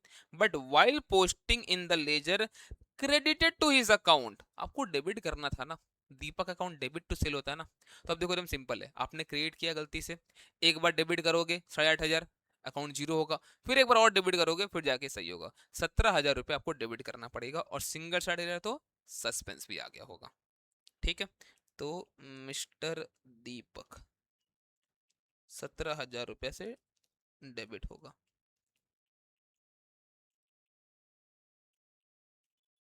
टू सस्पेंस, ठीक ना। Next, the total of discount column in the cash book for the month of December 2023 was amounted to कितना, 3800 word not posted, हम लोग पोस्ट ही नहीं किए थे। अगेन सिंगल साइड का एरर है, डिस्काउंट अलाउड हम लोग नहीं दिखाए थे, तो अभी दिखा दो discount allowed. Discount allowed to suspense 3800, ठीक है। Sales of old office table 2200 रुपया, उसको सेल ऑफ गुड्स मान लिया। तो आप बताओ, अभी हमने ऐसे किया था ना फर्नीचर वाला, क्या करना पड़ेगा? देखो यहाँ करना चाहिए था टू ओल्ड ऑफिस टेबल, तो कहना चाहिए अगेन टू फर्नीचर करना चाहिए था, कर दिया है टू सेल। तो ठीक कैसे होगा ये 10 नंबर? ठीक कैसे होगा 10 नंबर बताओ? हम लोग को टू फर्नीचर कर देना है, और सेल्स को गलती से क्रेडिट हुआ उसको हम लोग को डेबिट कर देना है। कितना अमाउंट? 2200 रुपये, जगह कम है, ठीक है। आई होप आपको यहाँ तक पूरा क्लियर तो है। अब आओ इसका हम लोग नोट्स पढ़ते, देखो कितना अच्छी तरह से ये नोट्स फ्रेम किया गया, आपको अच्छी तरह समझ में पूरा आ जाए। देखो यहाँ पर rectification of errors, method of rectification of errors depend on at which stage it is detected. An error can be detected at any of the following stages: before preparation of trial balance, after preparation of trial balance but before final account, और after final account। हम लोगों ने ये अभी नहीं सीखा है, but before and after preparation of trial balance हम लोगों ने देख लिया। अब देखो, अगर एरर डिटेक्ट होता है before preparation of trial balance, तो आपको चेक करना है क्या ये एरर इफेक्ट कर देगा ट्रायल बैलेंस को, अगर नहीं पकड़ा जाता तो। मतलब सिंगल साइड एरर है क्या? सिंपली ये बात करो, अगर देखो सिंगल साइड एरर था, बोलता है हाँ सिंगल साइड एरर था, फिर तो आपको स्टेटमेंट लिखना पड़ेगा, फिर एंट्री नहीं होगा यहाँ पर। क्लियर है? फिर एंट्री नहीं होगा, आपको स्टेटमेंट लिखना पड़ेगा फिर तो। लेकिन अगर ये इफेक्ट करता ही नहीं, प्रिंसिपल एरर था, तो ऐसे केस में तो एंट्री पास ही होगा इसके लिए भी, है ना। और अगर after preparation of trial balance है, आप देखो क्या अफेक्टेड था trial balance, trial balance affected हुआ था, सिंगल साइड एरर था। अगर देखो सिंगल साइड एरर था, तब तो फिर आपका सस्पेंस आएगा, अगर सिंगल साइड एरर नहीं था फिर सस्पेंस नहीं आएगा। बोलता है यस, ये हमारा ट्रायल बैलेंस को अफेक्ट कर दिया था, मतलब सिंगल साइड एरर था, तो rectify with journal entry with suspense account. और यहाँ पर क्या है, अगर बोलता है नो, तो rectify with journal entry without using suspense account. Clear हुआ ये चीज आपको अच्छी तरह से? थोड़ा अच्छे समझ में आपको आया क्या? Yes sir. चलो, अब यहाँ पर दो क्वेश्चन है, इन दोनों क्वेश्चन से इन दोनों क्वेश्चन को कर लेने से हमारा हो जाएगा। एक तो नॉर्मल क्वेश्चन है हमारा ये, ठीक है, और दूसरा ये है हमारा आफ्टर फाइनल अकाउंट, मतलब डिफरेंट अकाउंटिंग पीरियड में होगा तो कैसे क्या होगा। ठीक है, चलो पहले इसको समझते हैं। देखो, the trial balance of Kohli brothers had agreed, but the auditor identified some mistakes after the preparation of final account. The mistakes are: purchase day book was overcast by 82,000। अब देखो ये सब एरर तो है, पूछा क्या पहले वो चेक कर लेते हैं। मतलब what would be the effect of the above errors on the gross profit and net profit of the concern, आपको ये बताना है कि इससे इनके ग्रॉस प्रॉफिट और नेट प्रॉफिट पे क्या असर पड़ेगा। अब देखो, अगर परचेस डे बुक ओवरकास्ट था, तो परचेस अकाउंट ओवरकास्ट हुआ होगा उसकी वजह से। और परचेस अकाउंट कहाँ जाता है? ट्रेडिंग में सोचो परचेस अकाउंट ज्यादा दिखा दिए, खर्चा ज्यादा दिखा दिए, ग्रॉस प्रॉफिट घट जाएगा। और यही जीपी आप समझो, यही जीपी जो आपने यहाँ पर कैलकुलेट किया है यहाँ पर जाएगा। अगर ये बढ़ा हुआ है तो एनपीए घटा हुआ है ना, ओवरकास्ट है, अंडरकास्ट, ओवरकास्ट, ठीक है। तो अगर ये जीपी आपका घटा हुआ है तो आपका एनपी भी घट जाएगा ना। तो आपके इस एरर से ग्रॉस प्रॉफिट और नेट प्रॉफिट दोनों ही कम गया होगा, अंडरस्टेटेड होगा, कितना से 82,000 से, ठीक है। सेकंड बोला 34,000 received in respect of book debt, मतलब डेटर से पैसा मिला था। Bank account debit to debtor, इसमें कोई खेल ही नहीं था कोई नॉर्मल अकाउंट का, इन्होंने इसको सेल्स में दिखा दिया। जैसे सेल्स में दिखाया ट्रेडिंग अकाउंट हमारा बढ़ गया, क्रेडिट साइड जीपी बढ़ा, एनपी भी हमारा बढ़ जाएगा, दोनों ही बढ़ जाएगा 34,000 से, ओवर स्टेटेड 34,000 से। Rent paid rupees 64,000 had been omitted to be recorded in the books, हमने रेंट पेड लिखा ही नहीं। अब देखो रेंट तो आता भी नहीं है ट्रेडिंग में, ये तो जाता है सीधे पीएल में, तो इससे हमारा जीपी पे कोई असर नहीं पड़ेगा। बट हमारा नेट प्रॉफिट तो बढ़ गया होगा ना, क्योंकि हमने यहाँ पर खर्चा एक दिखाया नहीं है, तो नेट प्रॉफिट हमारा ओवर स्टेटेड होगा, कितना से 64,000 से, ठीक है। Next, adjustment entry for prepaid wages were not posted, not passed for an amount of rupees 12,000। अब समझो वेजेस में प्रीपेड नहीं दिखाया, मान लो अगर 82,000 था तो उसमें से 12,000 प्रीपेड था, तो खर्चा दिखाना चाहिए था सिर्फ 70, आपने दिखा दिया पूरा पूरा 82। आपने वेजेस कहाँ दिखाया, आपने ट्रेडिंग में, ट्रेडिंग में खर्चा बढ़ा दिया, ट्रेडिंग में जैसे आपने खर्चा बढ़ा दिया आपका जीपी घटा, आपका एनपी भी घट गया 12,000 से, क्लियर है चीज। तो आपका 12,000 से जीपी एनपी दोनों घट जाएगा। 26,000 paid for purchase of stationery has been debited to purchase account, however such stationery was consumed in the business. देखो इससे हमारा जीपी घट जाएगा 26,000 से, बट नेट प्रॉफिट पे कोई असर नहीं पड़ेगा, net profit as it is रहेगा। सर कैसे? तो जीपी घट जाएगा 26,000 से, नेट प्रॉफिट पे कोई असर नहीं पड़ेगा, ठीक है। कैसे हुआ ये, देखो ध्यान से। हम लोग जब स्टेशनरी परचेज करते हैं तो हम लोग क्या बोलते हैं, ये हमारा एक तरीके का एसेट है, 26,000 का ये एसेट है, ठीक है। अगर ये कंज्यूम हो गया, लेट इसमें से कंज्यूम हो गया 10,000, जितना कंज्यूम हुआ वो जाता है पीएल में, जो कंज्यूम नहीं हो पाया जो बच गया वो 16,000 आपका दिखेगा आपका एसेट्स में। हाँ बट इस केस में क्या हुआ, इस केस में पूरा ही कंज्यूम हुआ है, सब में ऐसा बोला है। अब अगर पूरा ही कंज्यूम हुआ है तो ये पूरा का पूरा जाना चाहिए था कहाँ पर, पीएल में, ठीक है। बट गलती से क्या हुआ, पीएल में नहीं दिखा के इसको परचेस में दिखा दिया, मतलब ट्रेडिंग में चला गया ये। अब ट्रेडिंग में मान लो अगर 1 लाख का आ रहा था ग्रॉस प्रॉफिट, इस खर्चा की वजह से अब वो सिर्फ 74,000 आएगा, 26,000 घट कर आएगा, यही 74,000 यहाँ पर जाएगा, बोलो हाँ कि ना, जाएगा ना यहाँ 74,000। और फिर क्या होगा, यहाँ पर मान लो सब मिलाकर कुछ 25,000 का खर्चा अगर था, ठीक है, तो यहाँ पर 49,000 का जीपी एनपी आएगा। तो आप अगर देखो अगर यहाँ पर अगर 1 लाख भी अगर रहा होता ना, अगर यहाँ पर 1 लाख भी रहा होता तो यही 1 लाख यहाँ पर आता। बोला हाँ सर, इस 1 लाख में से 25 भी हटता, ये 26 भी हटता, आता तो ये 49 ही, आता तो ये 49 ही। तो इसका मतलब ये 26 ऐसे भी घटना था नेट प्रॉफिट निकालते वक्त, तो नेट प्रॉफिट पे कोई असर नहीं पड़ेगा। हाँ लेकिन हमारा ग्रॉस प्रॉफिट घट गया, तो ग्रॉस प्रॉफिट हमारा अंडरस्टेटेड है और हमारा नेट प्रॉफिट में कोई इफेक्ट नहीं पड़ेगा 26,000। बोलो क्लियर हुआ क्या, उन्होंने समझा क्या? ये सर समझ गए। चलो लास्ट टॉपिक फिर हमारा ये टॉपिक कंप्लीट, चैप्टर कंप्लीट हमारा।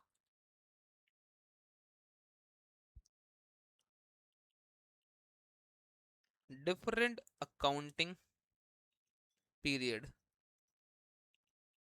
आप समझो हम लोगों ने गलती करा, मान लो 2025 में, कैलेंडर ईयर मान लो फॉलो कर रहे हैं हम लोग, गलती करा हम लोगों ने 2025 में और वो हमें मिला है 2026 में। गलती क्या था, गलती ये था कि एक परचेज हुआ था 10,000 का एक मशीन, हमने उसको गलती से दिखा दिया परचेज में, हमने उसको गलती से कहाँ पे दिखा दिया उसको हम लोग, परचेज में। तो यहाँ पर 25 में हमने क्या एंट्री कर दिया, उसमें हम लोग ने purchase account debited to, purchase account debited to cash, कितना, 10,000। अब 26 में हम लोग को जाके ये चीज दिखा है कि यार ये तो मिस्टेक हो गया था, तो सर हम लोग को तो ठीक करना आता ही है, हम लोग कर लेते हैं ना ठीक। कैसे ठीक करेगा बेटा? सर वही तो हम लोग करते हैं अभी तक, जो हम लोग ऊपर से करते आए हैं। जैसे यहाँ पर दिखाना चाहिए था कितना सर, हम लोग क्या दिखाना चाहिए था, मशीनरी टू कैश हम लोग को दिखाना चाहिए 10,000 ना, और क्या दिखाया है, परचेज टू कैश दिखाया है। तो आज पता चल गया ना गलती हुआ था, आज पता चल गया गलती हुआ था, ठीक कर लो, मशीनरी को डेबिट कर लो 10,000 और परचेज को क्रिएट करो 10,000। अच्छा इतना आसान है क्या? हाँ सर बस हो तो गया। अगर इतना आसान होता तो अलग टॉपिक करके थोड़ी ना बताता मैं आपको। अब समझो यहाँ पर हो क्या रहा है। 2025 में आपने एक खर्चा ज्यादा दिखा दिया, बोलो हाँ कि ना, आपने एक खर्चा ज्यादा दिखा दिया 2025 में। तो इससे क्या हुआ होगा, आपका जीपी, आपका एनपी दोनों घट गया होगा 10,000 से, बोलो हाँ कि ना। हाँ सर घट गया होगा। ओके, अब आप क्या कर रहे हो, अब आप क्या कर रहे हो, अब आप 26 में जाकर इसको आप ठीक कर रहे हो। बट ठीक करने पता आप क्या कर रहे हो, आप आपका 25 का फाइनेंशियल जो गलत हो गया, आपका प्रॉफिट 10,000 से आपका तो घट ही गया 25 का, आप 26 में परचेज को घटा दे रहे हो। अब क्या होगा, 26 में जीपी बढ़ेगा, 26 में एनपी बढ़ेगा, तो 26 में जाकर नेट प्रॉफिट 10,000 से आपका बढ़ जाएगा। क्या ये सही हो रहा है? क्या आपको ये सब सही लग रहा है? हाँ सही लग रहा है आपको ये सब चीज? तो नहीं सर। देखो क्या हुआ, 25 का फाइनेंशियल गलती था, हम लोगों का वो गलती था कि हम लोगों ने प्रॉफिट ज्यादा दिखा दिया। अब तो आप जानबूझकर 10,000 रुपये कम दिखा रहे हो 26 का, तो 25 का तो गलत हुआ ही था। क्या हो गया इसको यार?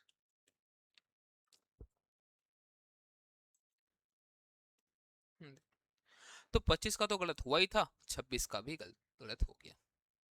तो इस तरह से हम लोग डायरेक्ट हम लोग ठीक नहीं कर सकते। ठीक है, तो सर अब ठीक कैसे करना है? देखो, ये जो प्रॉफिट पे असर पड़ता है ना, वो सिर्फ और सिर्फ नॉमिनल अकाउंट की वजह से ही असर पड़ेगा, क्योंकि नॉमिनल अकाउंट ही ट्रेडिंग या पीएल में जाता है, बाकी तो पर्सनल रियल हम लोग के बैलेंस शीट में रहता है। क्लियर है ये चीज?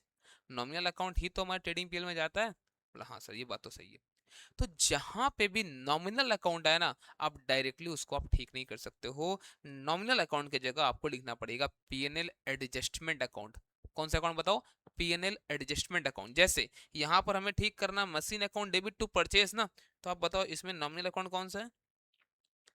Machine account debit to purchase है ना, तो हम लोग इसमें अब to PNL adjustment, to profit and loss adjustment account हम लोग लिखेंगे 10,000 रुपये। बोलो क्लियर है क्या? तो जहां जहां पर आपको दिखे नॉमिनल अकाउंट आ रहा है, वहां वहां पर आप profit and loss adjustment account का यूज करोगे। ठीक, चलो देखते आ जाओ। Miss Daisy was unable to agree the trial balance last year and wrote off the difference to the profit and loss account of that year। खत्म कर दिया उसी दिन। On verifying the old books by a chartered accountant next year, the following mistakes were found। क्या क्या इनको दिखा है? बोलता है परचेज बुक अंडर कास्ट था 8,000 से, कम जोड़ा था 8,000 परचेज बुक। उसमें परचेज बुक अंडर कास्ट है, परचेज अकाउंट जाता है ये, तो परचेज अकाउंट हमारा क्रेडिट होता है कि डेबिट होता है? सर परचेज अकाउंट हमारा डेबिट होता है सर। तो डेबिट को कम दिखाया है, कैसे बढ़ेगा हम लोग का डेबिट, और करना पड़ेगा इसको। तो हम लोग क्या करेंगे, हम लोग नॉर्मली बोलेंगे परचेज अकाउंट को बढ़ा दो, और ट्रायल बैलेंस तो बन ही चुका है तो परचेज टू सस्पेंस आएगा। बट जैसे ही हम लोग ये बात बोलेंगे ना, परचेज बोलेगा मैं तो नॉमिनल अकाउंट हूँ, मैं तो यूज नहीं हो सकता, क्योंकि यहाँ पर डिफरेंट अकाउंटिंग पीरियड में ये ठीक हो रहा है। देखो लास्ट ईयर ही हुआ था ये सब गलती हम लोगों से। तो हम लोग अब कैसे पता ठीक करेंगे इसको? परचेज टू सस्पेंस हो रहा ना, हम लोग बोलेंगे profit loss adjustment account debit to suspense 8,000। बोलो क्लियर हुआ क्या? हम लोग यहाँ पर प्रॉफिट और लॉस एडजस्टमेंट अकाउंट का यूज कर देंगे। ठीक, sales of goods to mister Rahim for 2500 was omitted to be recorded, लिखना ही भूल गए थे, तो लिख लो Rahim account debit to sales. लेकिन जैसे ही Rahim account debit to sales बोलोगे, सेल्स हो आ नहीं सकता अब, तो क्या बोलोगे आप इसके जगह पे अब? Rahim's account debit to profit और लॉस एडजस्टमेंट अकाउंट कितना, तो 2500 रुपया। कितना, तो 2500 रुपया। ठीक है। Receipt of cash from mister Ashok was posted to the account of mister Anbu. कितना, 1200 रुपया। अब जो पैसा मिला था किससे, अशोक से, आप क्या एंट्री करोगे, कैश टू अशोक। इन्होंने गलती से कैश टू मिस्टर अनबू लिख दिया, तो इसमें कोई तो नॉमिनल अकाउंट है ही नहीं, तो अनबू गलती से आया ना, ठीक कर दो। अनबू को ठीक कर दो, यहाँ पर अनबू को डेबिट करके हटा दो, और टू अशोक कर दो यहाँ पर, है ना। ठीक है, जो करना है। तो क्या करोगे आप, अनबू को आप यहाँ से हटा दोगे आप। कैसे हुआ देखो, आपने कैश रिसीव किया था, cash account debit to mister Ashok आप बोलते, तो आपने कर दिया cash account debit to mister Anbu. Cash cash ठीक था, अनबू गलती से क्रेडिट हुआ, हमने डेबिट करके उसको हटा दिया, अशोक को क्रेडिट कर दिया हम लोगों ने। Okay. Amount of 4167 of sales was wrongly posted at 4617। तो कितना गलती हो गया, 450 गलती हो गया। 4617 माइनस 4167, यस, 450 रुपया ज्यादा दिखा दिया सेल्स। अब जो सेल्स ज्यादा दिखाया, सेल्स क्रेडिट होता है, जब कम करोगे तो डेबिट करना पड़ेगा, sales account debit, but sales तो नॉमिनल है। क्या करें हम लोग अब, PNL adjustment account debit 450, to, ये सिंगल साइड एरर था,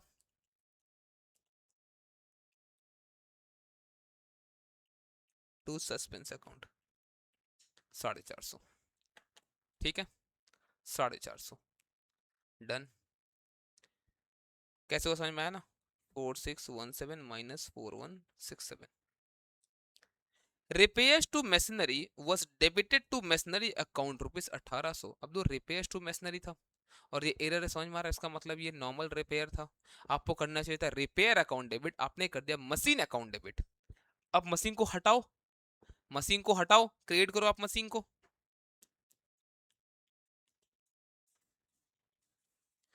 1800 रुपया, बट डेबिट किसको करना है, wait wait wait, repairs to machinery duty, हाँ ठीक है, हटा दिया यहाँ पर। अब डेबिट किसको करे, ठीक है, मशीन को तो हमने हटा दिया, डेबिट किसको करे, सर सस्पेंस, सस्पेंस। ध्यान से देखो यहाँ पर क्या बोलो, वापस समझते, बोलता repair to machinery was debited to machinery. इसका मतलब ये सिंगल साइड का एरर है ही नहीं, पहला बात तो ये। यहाँ पर रिपेयर्स को आपको लाना है, तो रिपेयर अकाउंट डेबिट तो हो ही नहीं सकता, रिपेयर अकाउंट डेबिट हो ही नहीं सकता, क्या करोगे, PNL adjustment account, PNL adjustment account debit 1800 रुपया। Last, a credit purchase of goods from Mr. Paul for ₹3000 entered as sale। entered मतलब एंट्री कर दिया पूरा सेल, ये नहीं कि सेल अकाउंट ने पोस्ट कर दिया, पूरा सेल मान लिया उसको। तो ऐसा हम लोगों ने ऊपर भी किया अभी, ठीक है। तो नॉर्मली बताओ, नॉर्मली क्या करते हो आप, ठीक कैसे करते हो आप इसको, आपने परचेज किया था, आप क्या बोलते हैं यहाँ पर, आप बोलते हैं purchase account debit to Paul,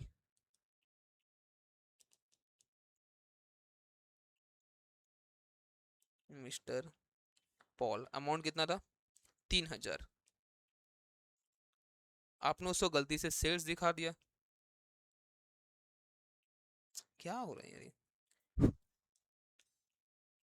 mister Paul account debit to sales दिखा दिया आपने, 3000।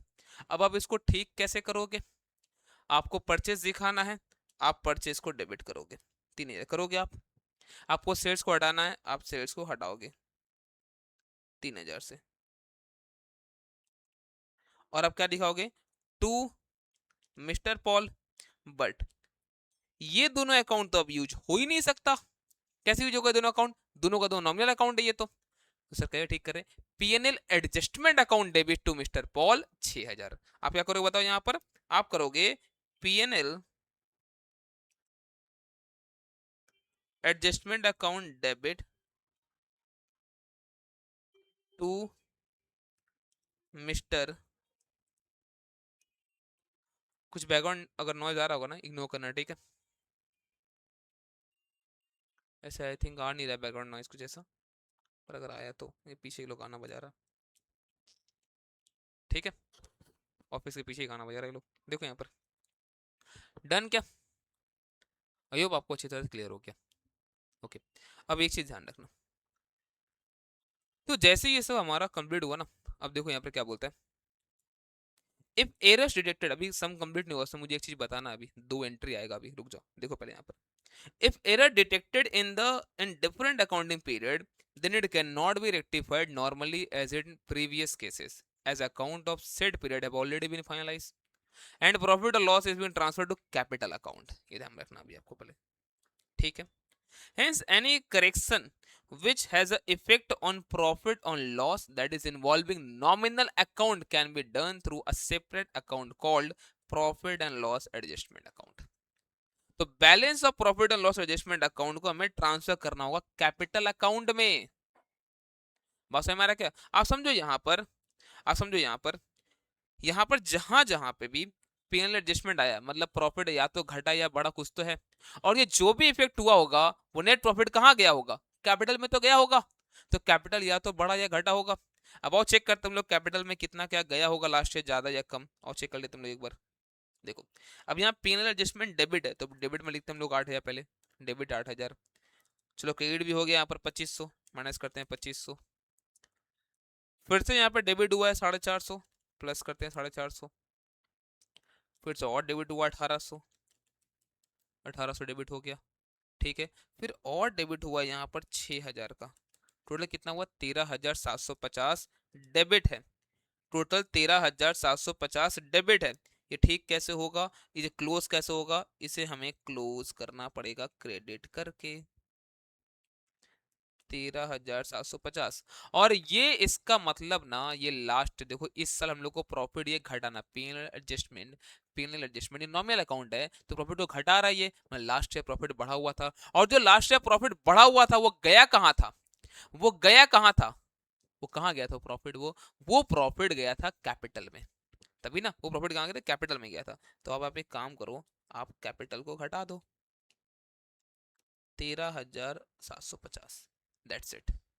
वापस देखते हो, देखें यहाँ पर पीएल एडजस्टमेंट 8,000 का डेबिट ऐड किए, लिस्ट किए हम लोग 2500, फिर हम लोग और ऐड किए 450, और ऐड किए हम लोग 1800, फिर हम लोग यहाँ पर आके और ऐड किए 6,000, 13,750। ओके, अब दूसरा कंसर्न, सस्पेंस का क्या करना है। देखो ध्यान से देखना, सस्पेंस देखो यहाँ पर कितना है, आप बताओ तो मुझे एक बार, सस्पेंस कहाँ कहाँ पर आया है। सस्पेंस एक यहाँ पर आया 8,000 का क्रेडिट, और कहाँ आया सस्पेंस, एक यहाँ 450 क्रेडिट, और कहीं आया क्या, नहीं और कहीं नहीं आया, ठीक है, बस यही दो एंट्री में है ना सस्पेंस, ठीक है। अब देखो सस्पेंस, मान लो जब लास्ट ईयर आया होगा, लेट इनका लास्ट ईयर 2025 था,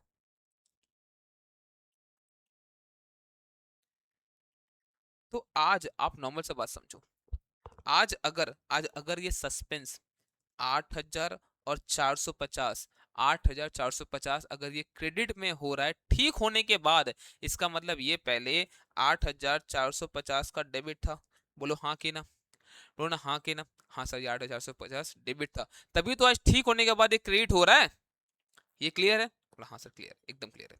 ओके, तो इसका मतलब ये 2025 में जब ये लोग बना रहे होंगे ना, तो ये सस्पेंस, ये क्या डेबिट आ रहा है क्या, डेबिट आ रहा था, तो इनको ये एसेट साइड में दिखाना पड़ा होगा 8,450, ठीक है। अगर देखो अगर ये डेबिट अगर एसेट साइड में दिख रहा होगा, मतलब अगर ये डेबिट हो रहा था, बैलेंस अभी भी अवेलेबल था, और ये एंट्री अगर ये दोनों हो गया, तब तो क्रेडिट हो गया, राइट ऑफ हो गया, आपको सस्पेंस का कुछ भी नहीं करना है, आपको सस्पेंस का कुछ भी नहीं करना है। लेकिन बहुत बड़ा पता ही लोग क्या करते हैं, बहुत बड़ा पता ही लोग क्या करते हैं, ये लोग इस सस्पेंस को ना राइट ऑफ कर देते हैं, आइदर पीएनएल में या फिर कैपिटल में। कैसे किया होगा, मान लो डेबिट आया था ना, कैसे किया होगा पता है, ये लोग पीएल में ऐसे लिख दिया होगा, PL account debit to suspense, कितना 8,500 ना, 8,450, 8,450, ये लोग ऐसे लिख दिया होगा पीएल में 8,450।